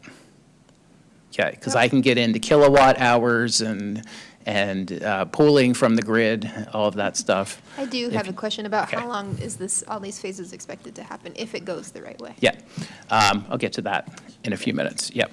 But that, you know, obviously, if this is something that's going to take 100 years, we probably wouldn't be too interested in that. But there is a pretty quick turnaround where this can happen pretty quickly. Again, it does somewhat depend on how many communities participate, but I'll get to that in just a moment. So the program development process, 2019, the Utah legislature created this program, the framework for it. At that time, Midvale City, we chose not to participate in that program. I know there was some spirited debate on the council at the time, but moving forward, 23 communities initially adopted the program. They initially required each community to adopt a net 100% resolution. That proved controversial in some communities, and you'll see 19 communities signed that initial, that's not a word, initial governance agreement. So we come into this in 2024. As you will recall, in October 2024, Mayor Marcus Stevenson, who was on the board at the time, brought this program to our attention, and we, at that point, through an act of the legislature, which initially ended the program, the ability to join the program ended in 2019. They reopened that in 2021. Some additional communities, like Midvale, decided that we would participate at that point. All communities signed, and Rocky Mountain Power, that's when the negotiation began then with the Public Service Commission to get their approval. All of this means nothing if the Public Service Commission doesn't sign off on it. So that process, really quick, we joined in October 2024. That process began the next month, November 2024. So from that time until just March, that's how long that took, till March 2026, when the Public Service Commission approved the program, which was record time, actually. It only took 2 years. But we also became, whenever Mayor Stevenson resigned, we were on the board, but we weren't, and he wasn't a voting member, I wasn't a voting member. I just kind of sat there and like, what is the point of being on this board if we're not vote and have any like actual teeth in what goes forward? So in January of this year, I requested from you, the council, and you approved the funds to basically, you have to buy into the program. There's no better way to say it. But once we paid that final, it was always in a two-step part, and we chose at the time to not do it all at once. That's why, we paid our initial fee to get in, and there was a second payment that was due, and when we paid that second payment, that's when we got to be a voting member of the board. I didn't think it made much sense to prolong that until after the program was already approved. So the council was kind enough to put the funds together to make that second payment, and since January, I've been a voting member of the board. Moving forward, I can't see, I can look down here, but Matt, you're perfectly blocking. There we go. March 4th, 2026, Utah Public Service Commission reviewed and released an order. This, in essence, approved the program, some slight modifications, nothing to be concerned with for most of us. I mean, anyone could have a concern about it, but we were pretty happy with what they approved, and some of the recommendations that they made were not prohibitive of moving forward. So this is where we will be at our next council meeting. Communities must now decide whether to adopt. That's the 90-day window that was given by the Public Service Commission, whether to enact the program or not. This talks about most of what we just said. But on March 4th, the Public Service Commission approved the Clean Energy Program. The order did address key details like the initial program rate, which everyone up here is very interested in, myself included. Customer opt-out details, which I think is very key to the program being successful. And leaving more complex issues regarding future program reporting methods and mechanisms for a follow-up ruling and decision from the board. Those are admittedly some pretty complicated issues that we will get to in the future, but nothing, again, that's prohibitive of starting this process now. So the order, again, allows the URC program to move forward. The 90-day clock has begun. Again, we have until June 2nd. One of the things, so we debated for a long time whether to have this as a vote tonight or not. And ultimately, through consultation with the city manager, I thought it was wise to let all of the other cities debate and vote. And then on June 2nd, when we come back, we will have the advantage to know what all the other cities did prior to us voting, because I do think it's important that if, of the 19 communities, if 18 of them decided not to join the program, you'd probably want to have that information before voting. So we will bring this back as a voting action item on the 2nd. But so far, I'm happy to report that Salt Lake City, Springdale, Emigration Canyon, Moab, Park City, Francis, which I will admit to you, did not know was a city in the state of Utah. Sorry for those who are joining us online from Francis. I will visit your community soon. Ogden, Salt Lake County voted just today at a 5-4 vote. They decided to be a part of the program. Summit County, that was a slam dunk with those folks, and Alta, also a slam dunk in Alta. So of these communities, and this number is not representative of Salt Lake County. Again, just to clarify, Salt Lake County participating doesn't mean the entire county and all of the population in Salt Lake County. That Salt Lake County is the unincorporated areas of Salt Lake County will participate in the program. So not a huge population, but still a nice stamp of approval from our friends at Salt Lake County. So these communities, Salt Lake County not being included, because I just got that decision today. But so far, with Salt Lake County, about 75% of the total eligible electric load, measured in kilowatt hours, of course, has now agreed to participate in the program. So there are some outstanding communities. We are one of the biggest ones, still outstanding in terms of population. But with all of those, we're right at about 3/4 of the total eligible electric load, so that's good. One community has dropped out of the program after a vote of their council last Monday. We won't mention them by name, Kearns. But there is some light at the end of the tunnel. I have been told that they might be calling an emergency special council meeting to reconsider that no vote. So there's hope for Kearns yet, and we do hope that they join the program. It would be, in my opinion, this is my opinion only, but you've gotten to this point. We've gotten to this point as well as Midvale City. We've put close to, I'm looking at Mariah here, about 50 grand. With the additional, yeah. So putting all that money into the program already and then dropping out of it doesn't really make a whole lot of sense to me. You've put in all the money and work, and then nobody in your community gets to benefit from the program. But, to each council their own, and again, I hope they do reconsider that decision.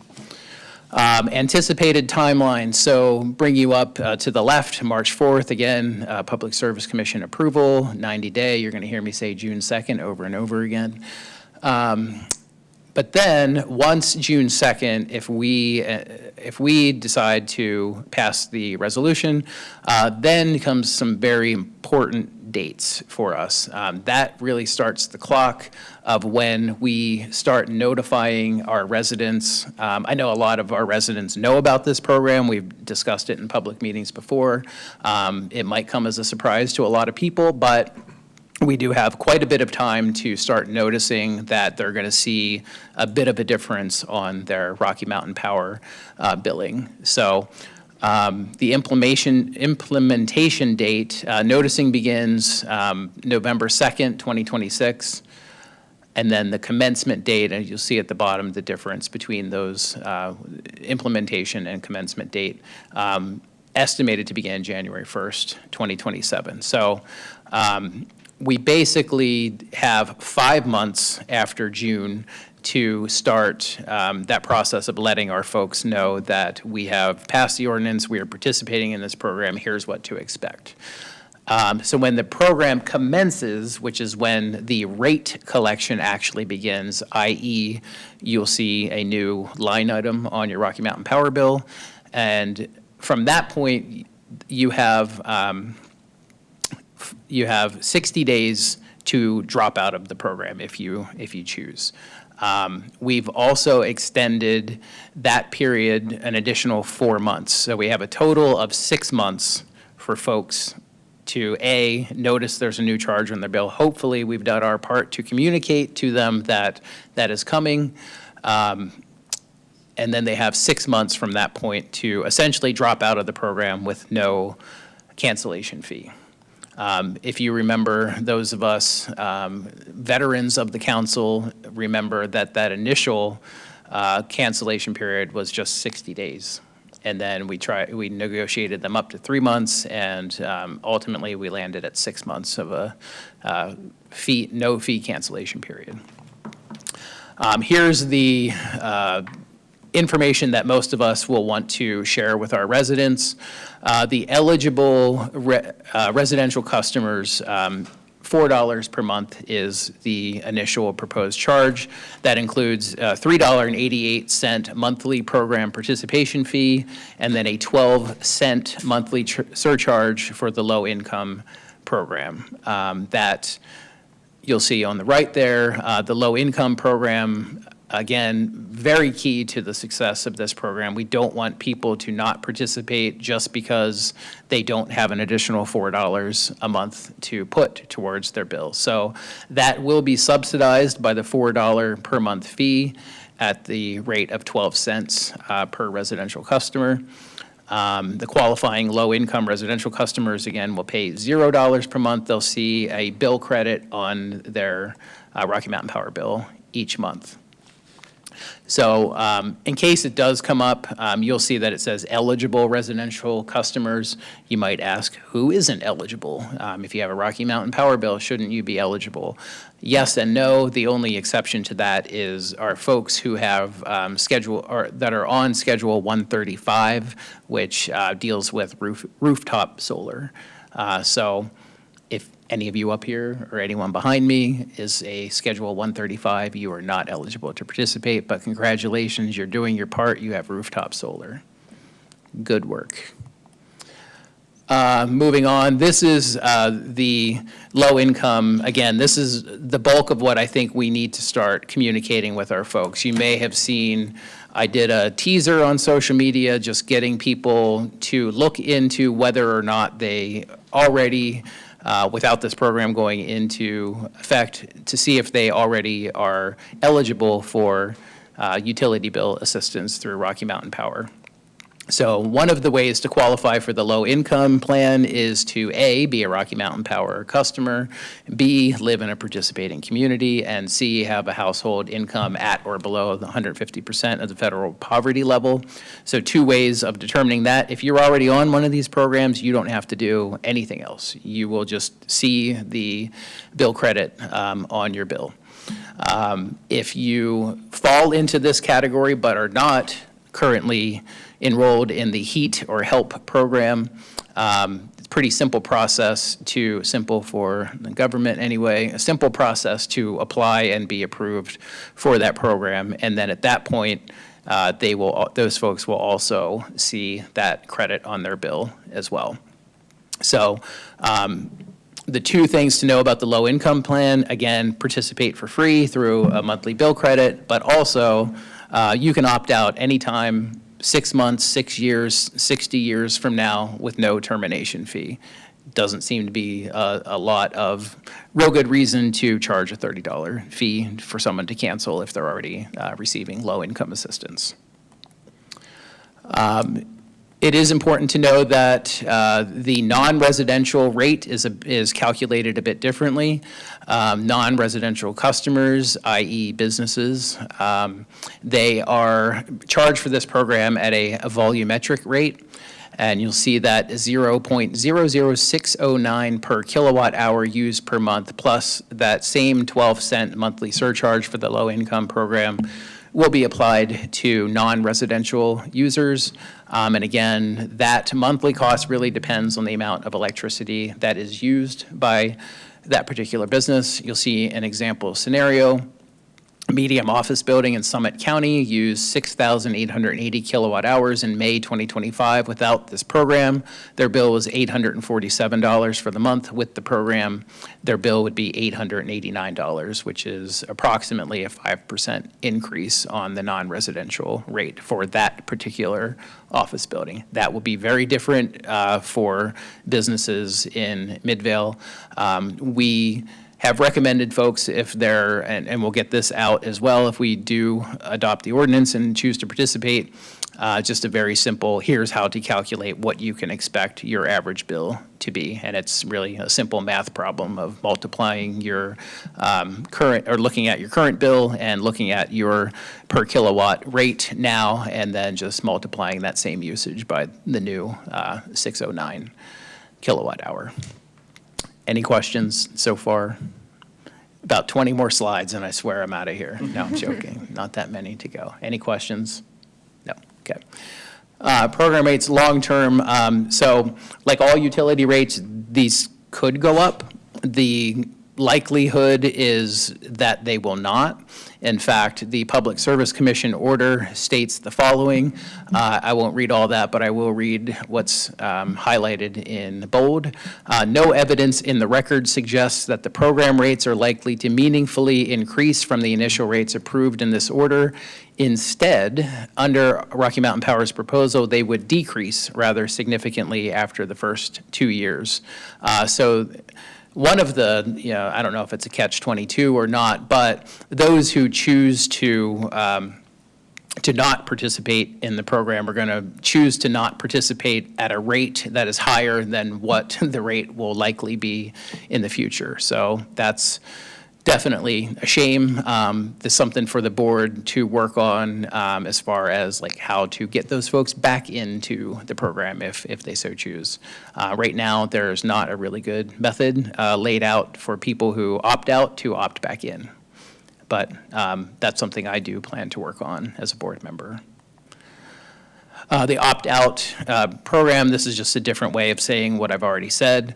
The noticing period begins, no fee cancellation period begins once we notice that to the public.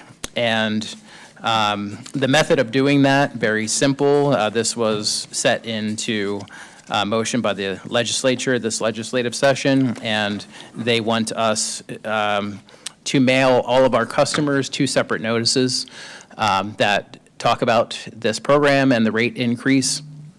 I'm actually skipping ahead to my next slide. Sorry, I got ahead of myself. But yeah, this we've already talked about. Customers can opt out anytime. Cancel if it's during the cancellation period, there's no fee. If it's after, $30 termination fee for residential customers. One of my most recent ideas is talking to board members and asking them what they think about removing that $30 termination fee altogether for all time. I see value in that because I don't think $30 is not going to keep someone in the program if they don't want to be in it. And it's also a relatively small number for the board. And I don't even, no one has been able to tell me where's that $30 go. You know, if we get $30, does it go back into the program? That's, in my math, about 7 months of participation in the program. So I think we could do a lot of good by removing that termination fee and just removing that narrative of like, oh, just another way to collect money from me if I cancel it. And again, I don't think if you don't want to be in the program and all that's keeping you in it is a $30 termination fee, I think that's few and far between. So that's something we will discuss in the future as well in the board. Okay, the ordinance details. With this ordinance, so with an affirmative vote of our council, we will opt into the program. All eligible Rocky Mountain Power customers in our community will have the choice whether to stay in the program or opt out. Communities that adopt the program are responsible for, and some of these things we've already done, entering it into a utility agreement, check. Reimbursing Rocky Mountain Power for the cost of providing 2 notices to all customers, estimating that that's going to cost $24,000. Looking over at Mariah, we plan to use one-time expenditure funds from our fund balance to pay for this. And the state legislature has made it so that we can't sneak that into, their words, not mine, into a regular bill. It has to be a very separate mailing with nothing else attached to it but this notification. We are also responsible to contributing funds to pay for third-party consultants used by the Office of Consumer Services and Division of Public Utilities to evaluate the program. Done, check, we did that already. That's what the first 2 payments went to cover. And then I did not word this way, but it is a double negative. We are responsible for no other, well, it's not a double negative, it's just bad grammar. So we are not responsible, we are responsible for no other costs associated with the program. So if someone doesn't pay the termination fee, that doesn't come back to the community. That's a Rocky Mountain Power collections something, one of their actions. We do not get hit at the end of the year. You have 20,000 people. Oh my gosh, I shouldn't even put that into the universe. But we don't get hit with any of those termination fees that aren't paid. Just a real brief policy analysis. Some of this is my opinion, but working to support clean energy, I feel very much aligns with Midvale City's mission of promoting the health, safety, and welfare of our community and those who live in our community. As part of Rocky Mountain Power's service territory, Midvale City's options for supporting clean energy are currently limited. I don't know if you remember when I was a council member, I said, hey, I participate in the Blue Sky program, and I'm happy with that. The Blue Sky program is good for what it's worth, but this is basically Blue Sky Plus. Definitely does a lot more when you can put 19 communities together, economies of scale. You can do larger scale clean energy programs with that than, my measly $1.90 extra on my Rocky Mountain Power bill. The Community Clean Energy Program has been designed to provide a new choice for all homes and businesses to choose clean energy by supporting the development at scale, as I mentioned. It also creates a pathway for communities to come together, and I think this is very important. This is one thing that I did not anticipate of being so rewarding being on the board. We have communities from every corner of Utah participating in this program, and when you can get a coalition of cities as diverse as Park City, Salt Lake City, and Matt knows where I'm going to say next, the city of Colville. If you can get people in all of those communities working together on a clean energy program solution, I think that says something about the appetite for this program in not just Midvale, Utah, but all over the state. So in my opinion, and maybe yours, this program is Midvale's best choice for making clean energy available to the entire community. If we do not adopt the ordinance, our residents and business owners will not be able to participate in the program now or in the future. Real quick summary, next steps. So if we choose to enact it, again, our community will be automatically opted into the program with, again, the 6 months opt-out period, termination fee-free period. We will have this again back, what day for a vote? Anyone? June 2nd, yeah. For formal adoption or rejection, that is an option. So again, if we adopt the ordinance, we bring this program to our community, we continue to be a part of the URC board, and we get a seat at the table to collaborate with Rocky Mountain Power and how to operate and launch the program successfully and to be a part of its success in the future. If we do not adopt the ordinance, it will not be an option for the community. We are making a decision for our community in that instance that they will not be a part of this program. They will not have this option to choose clean energy through the Rocky Mountain Power bill, and I will not be on the URC board effective June 2nd if we reject the resolution. So, are there any questions? I have a couple of questions. Yes. That $4, if there are many other cities that choose not to participate in this, does that go up, or is that set regardless of what happens June 2nd? Yeah, so the $4 is set by the order from the Public Service Commission, so that will not go up. The only thing, and it might be the next question of yours, what happens with the program if not many cities adopt it?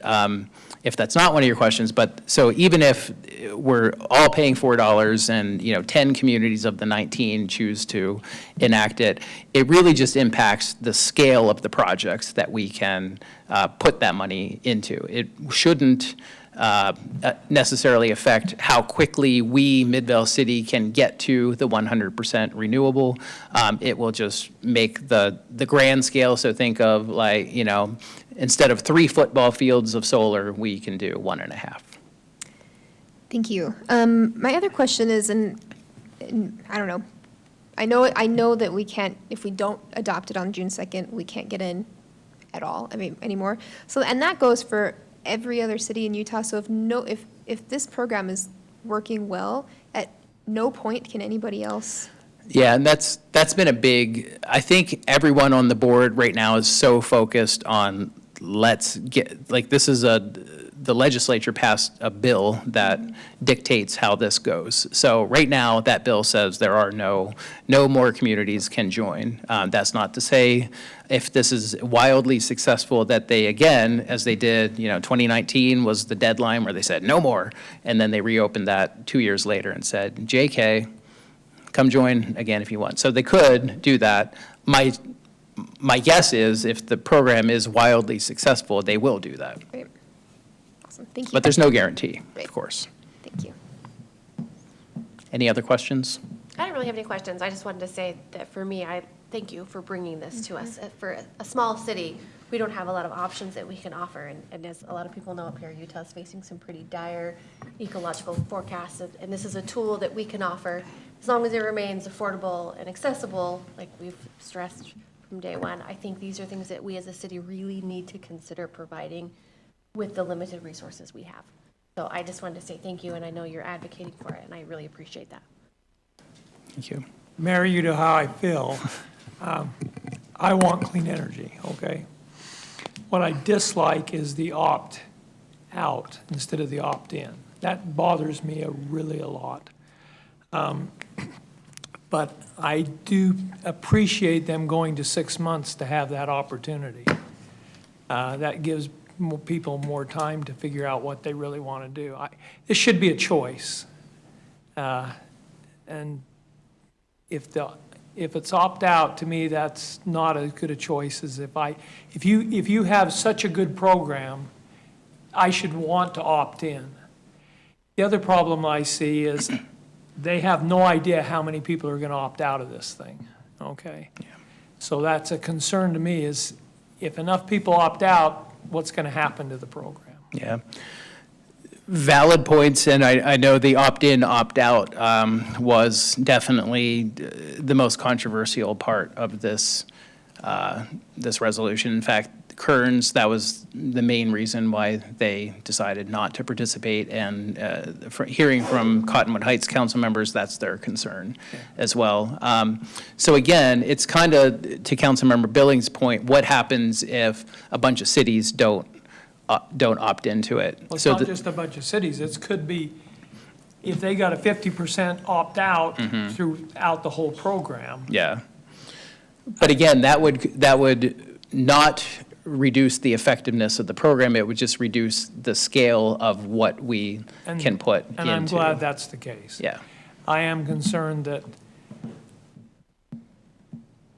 and you said that the $4 is not going to go up. So to me, that's great. I was afraid all of a sudden you get all these people opting out. You got cities, 25 or something, yeah. you get all of the people opting out, and then all of a sudden there's not enough money to run the program, and we're through. Yeah. Yeah, that's the good thing. It's kind of baked into the program that the program is what the dollars that come in is what the program is. So again, we would want ideally 100% of Midvale residents to participate. That's not going to happen. So if 75%, that means we can do 75% of the project that we could have done with 100%. And that does help. Yeah. The other concern I have is we've got apartments everywhere, and you got people moving in and out all the time. How is this even going to work? So I did send a document, frequently asked questions for you guys. So that is detailed in there. So it goes to the person, so if I'm a renter who lives at San Moritz, I have my own power bill. So that would go with, and if I move to another apartment or whatever, the participation in the program goes with me wherever I live. So so that's that. If you have your own utility bill, it's your decision whether you rent or own or rent to own.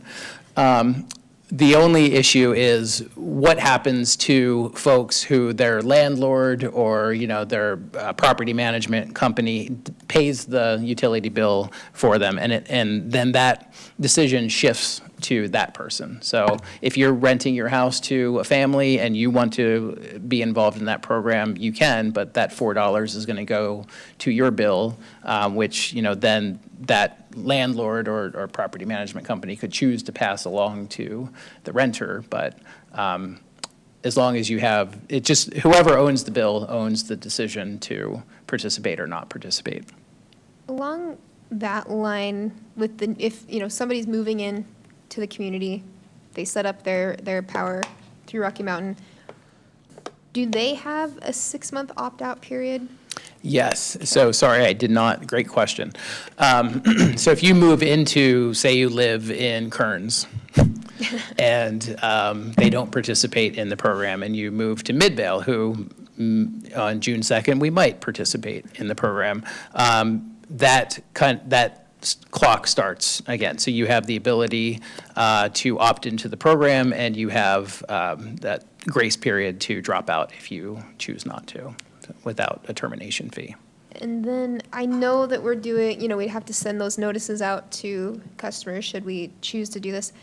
Is there an internal, I guess through Midvale City, a big marketing plan to try to encourage people to stay involved in the program? Or has Clean Energy put that, or Renewable Energy put that together, all those kinds of things? Because I don't want to do this and then be like, okay, we're done, we don't have to do anything else, if we want to encourage participation. I think like any decision that is made by the council, yes, we have ideas in our head of what to do next, but we're certainly not going to start that process until the ordinance is decided whether we want to participate or not. We don't want to get people thinking, oh my God, this is coming to Midvale, and then you guys shoot it down. So the answer, after June 2nd, that's kind of when, in fact, if it's passed, my July 2026 journal entry is going to be this, what's coming to your Rocky Mountain Power bill, essentially. So we'll certainly do more than that. We're not just going to rely on the mayor's message in the journal, but yes. Go ahead. I was going to say, I got a lot of, a few things. Thank you. I think you addressed most of the concerns I had. That $4 ceiling was my big worry.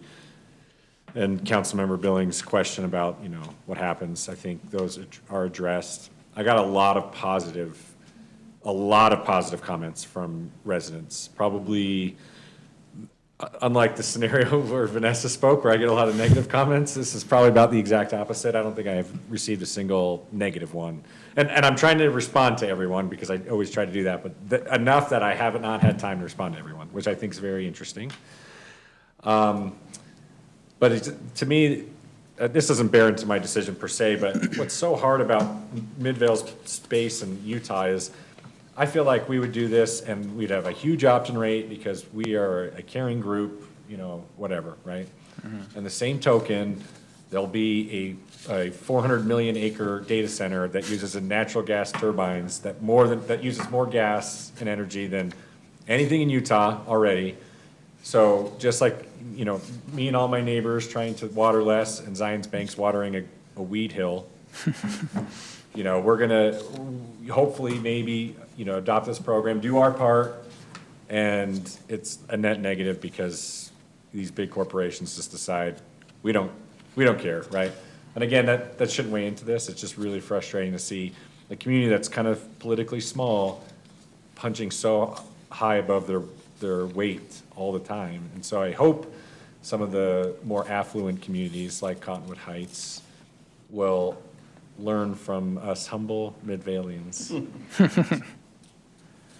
Yeah, well, I wish I had my phone up here because Cottonwood Heights may have made a decision by now, so we'll see. But, Mill Creek is debating it. There's no sense among anyone that Mill Creek Council is going to reject the program. So and Holiday is another one. So Mill Creek, Holiday, and Cottonwood Heights, hopefully, will join the program, and then we don't have to punch too high above our weight class. I did just want to note, because I've been up here thinking is it a 60-day period to opt out if someone moves into an area. But no, it does say for sure that similar noticing and cancellation period exists. So I wanted to make sure I didn't give you incorrect info.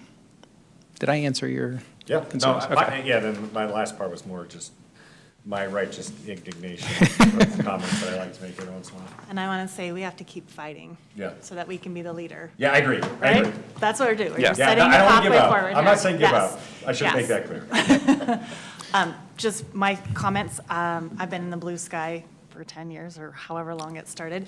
So I'm definitely for this, and I agree with you, like, very few things get resident comments, usually taxes. And then this was second, that I've heard the most positive and responses. And I think if we're listening to our residents, I think the majority want us to participate. The opt-in and opt-out, I've been in marketing for too long. And it doesn't matter if you opt in or opt out, it's all about You started when she was communications. 3. Yes, I did, I was 3. But it's all about communication, right? It's getting them out there, educating them. It's, whether it's opt-in or out, it's letting them know that's happening. So Yeah.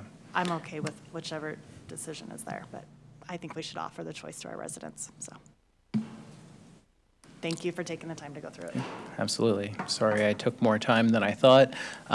Councilman Glover asked a question at our workshop when we discussed this a few months ago about nuclear power, and I didn't have an answer for you then, but I do now. So technically, yes, nuclear power is a clean energy source. However, in discussing it with the board, nuclear power is also extremely expensive.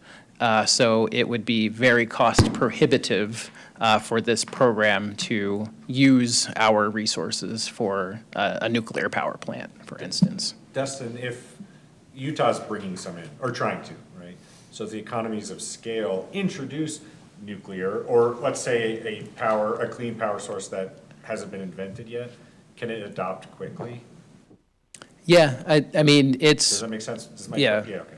It does. And yeah, if in some future. It could be short, though. It could be 2 or 3 Yeah. years, nuclear is cheap. Yeah, if in some future that nuclear power is not cost prohibitive, sure, money can go into that. I mean, I know, I don't want to get into that debate because there are, people who are very pro-nuclear power and people who are very anti-nuclear power, and it's like the political ideology horseshoe where you never know where people are going to stand on that. I don't know where I stand on that, but. Yeah, so removing that, I just mean generally. Let's Yeah. say the cost makes sense, and It is an available energy source Yeah. under the definition of the program.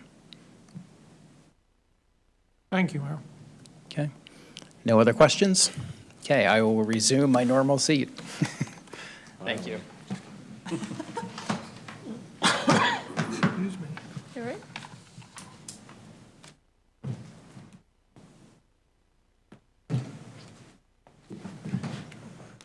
That was a Mariah-length presentation. Speaking of Mariah, our next discussion item, discussion of fiscal year 2027 property tax impact schedule. Mariah.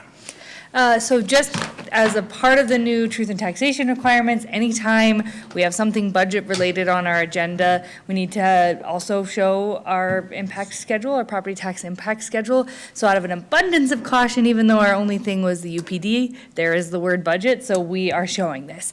I have been in touch with the tax commission, and I asked them if we needed to adopt this by resolution every time it changes, and they said, no, we do not. So I will just be showing this and dating each one with the different information as it comes through. We still are having new information every day. This could be different right now than when I prepared it earlier on, but the changes now reflecting the information we've gotten back on the homeless mitigation funding, as well as the final, or the tentative budget, not quite yet adopted by UPD, but they gave me those numbers that had a decrease in our increase from them. So though the first impact schedule showed a 90.23% increase, this is at 50.7, down from about $60 for the average residential household to $34.16. So this is a significant decrease, and this will, like I said, continue to change. There is a second page where we have to note the impact if we don't get the property tax increase, where we did have that earlier showing 5 officers. It's down to 2 officers and our UFA contract having to be eliminated were we not to get the tax increase. So There it is. Any questions? You'll be seeing this at every meeting probably for the foreseeable future, so. Thank you, Mariah. If you take the average of her presentation and mine, pretty quick. Okay, we do have a closed session tonight. However, in the interest of getting Levi the heck out of here, I will recommend that we temporarily. Maybe he wants to stay as long as. Do you want to? Temporarily recess our city council meeting and proceed to the redevelopment agency meeting. So moved. Second. Okay. Motion and a second. Do we need a roll call for that? No? All those in favor say aye. Yes. Aye. Any opposed? Okay, we are magically reappearing to you as the redevelopment agency of Midvale City. Rory, will you call the roll? Yes. Board Member Glover? Here. Billings? Here. Mikalash? Here. Brown? Present. And Robinson? Here. Thank you. We are all here. Moving on to public comments. Any person wishing to comment on an item not otherwise scheduled for public hearing tonight may do so now. Step up to the microphone. You'll be given 3 minutes. The only member of the public is Sue Armitage. Do you have anything, Sue? Okay, thank you. Moving on to the consent agenda, we have one item tonight that is consider the minutes of May 5th, 2026. Is there a motion to approve the consent agenda? Mayor, I move we approve the consent agenda. Second. Okay, a motion and a second. Rory, we call the roll? Yes. Board Member Brown? Yes. Mikalash? Yes. Glover? Aye. Billings? Yes. And Robinson? Aye. Okay, that passes unanimously. Moving on, we have 2 action items tonight. First, consider resolution number 2026-10 RDA conveying 705 West Ivy Drive, Midvale by special warranty deed to Midvale City. No, your eyes do not deceive you. This is what we discussed in the city council meeting. This is just the second part of it. Levi. I do apologize, this will be the same, and the font is probably still small. But I was going to spitball some things, but I'm just going to go through it. So, as you're aware, we're updating the Public Works campus, and to facilitate the parking lot, we need that north parcel that Wasatch Gardner owns. They found they don't need that property for their project, so they gave it to the RDA via a special warranty deed, I believe. And here's that property, right to the north with the red arrows. This land's unusable, like I said, and the staff is asking the RDA board to approve transferring the land to the city via special warranty deed. So, yeah, is there any questions? Any questions for Levi? Okay, we have a motion on the board and would require a suspension of the rules.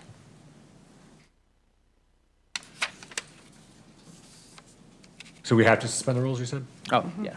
Okay. I move that we suspend the rules and approve resolution number 2026-10 RDA conveying property at 705 West Ivy Drive, Midvale by special warranty deed to Midvale City. Second. Okay, we have a motion and a second. Rory, will you call the yeas and nays? Yes. Board Member Glover? Aye. Billings? Yes. Robinson? Aye. Brown?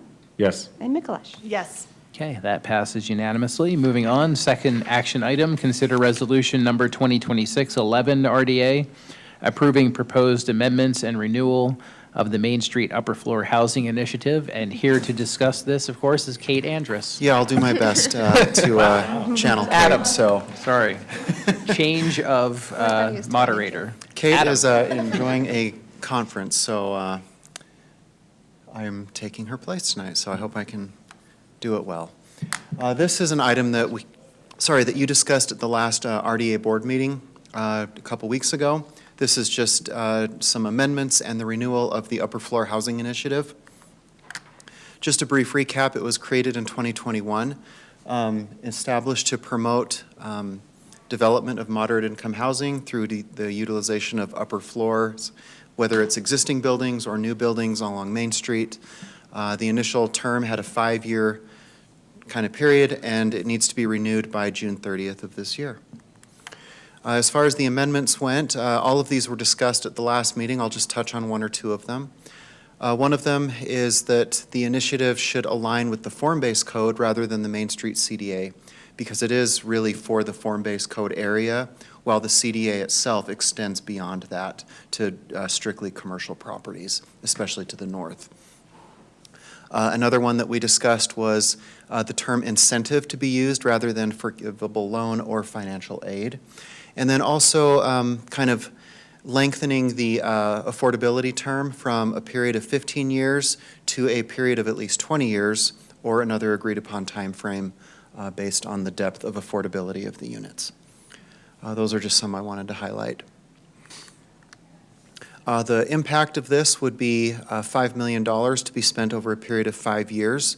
And again, if it is successful, staff may request additional funding at your approval. And then the affordable housing funds generated from the 3 project areas, which are Main Street, Bingham Junction, and Jordan Bluffs, are used to support this. And if there's no questions, there is a motion for your consideration. Okay, thank you, Adam. Any questions from council? Or from the board, I should say. Okay, the motion's up there. Mayor, I move that we approve resolution number 2026-11 RDA approving proposed amendments and renewal of the Main Street Upper Floor Housing Initiative. Second? Okay, we have a motion and a second. Rory, we call the yeses and nos. Yes, Board Member Billings, Yes. Robinson, Yes. Brown, Yes. Mikalash, Yes. and Glover. Aye. Okay, that passes unanimously. We don't have a closed session for the RDA, so if there's a motion to adjourn and reassemble in our city council meeting. Motion to adjourn and reassemble in our council meeting. Second? Okay, motion and a second. All those in favor say aye. Yes. Yes. Aye. Any opposed? Okay, we are just as magically back as the Midvale City Council. We do have a closed session tonight, and that will be letter C, strategy sessions to discuss the purchase, exchange, or lease of real property.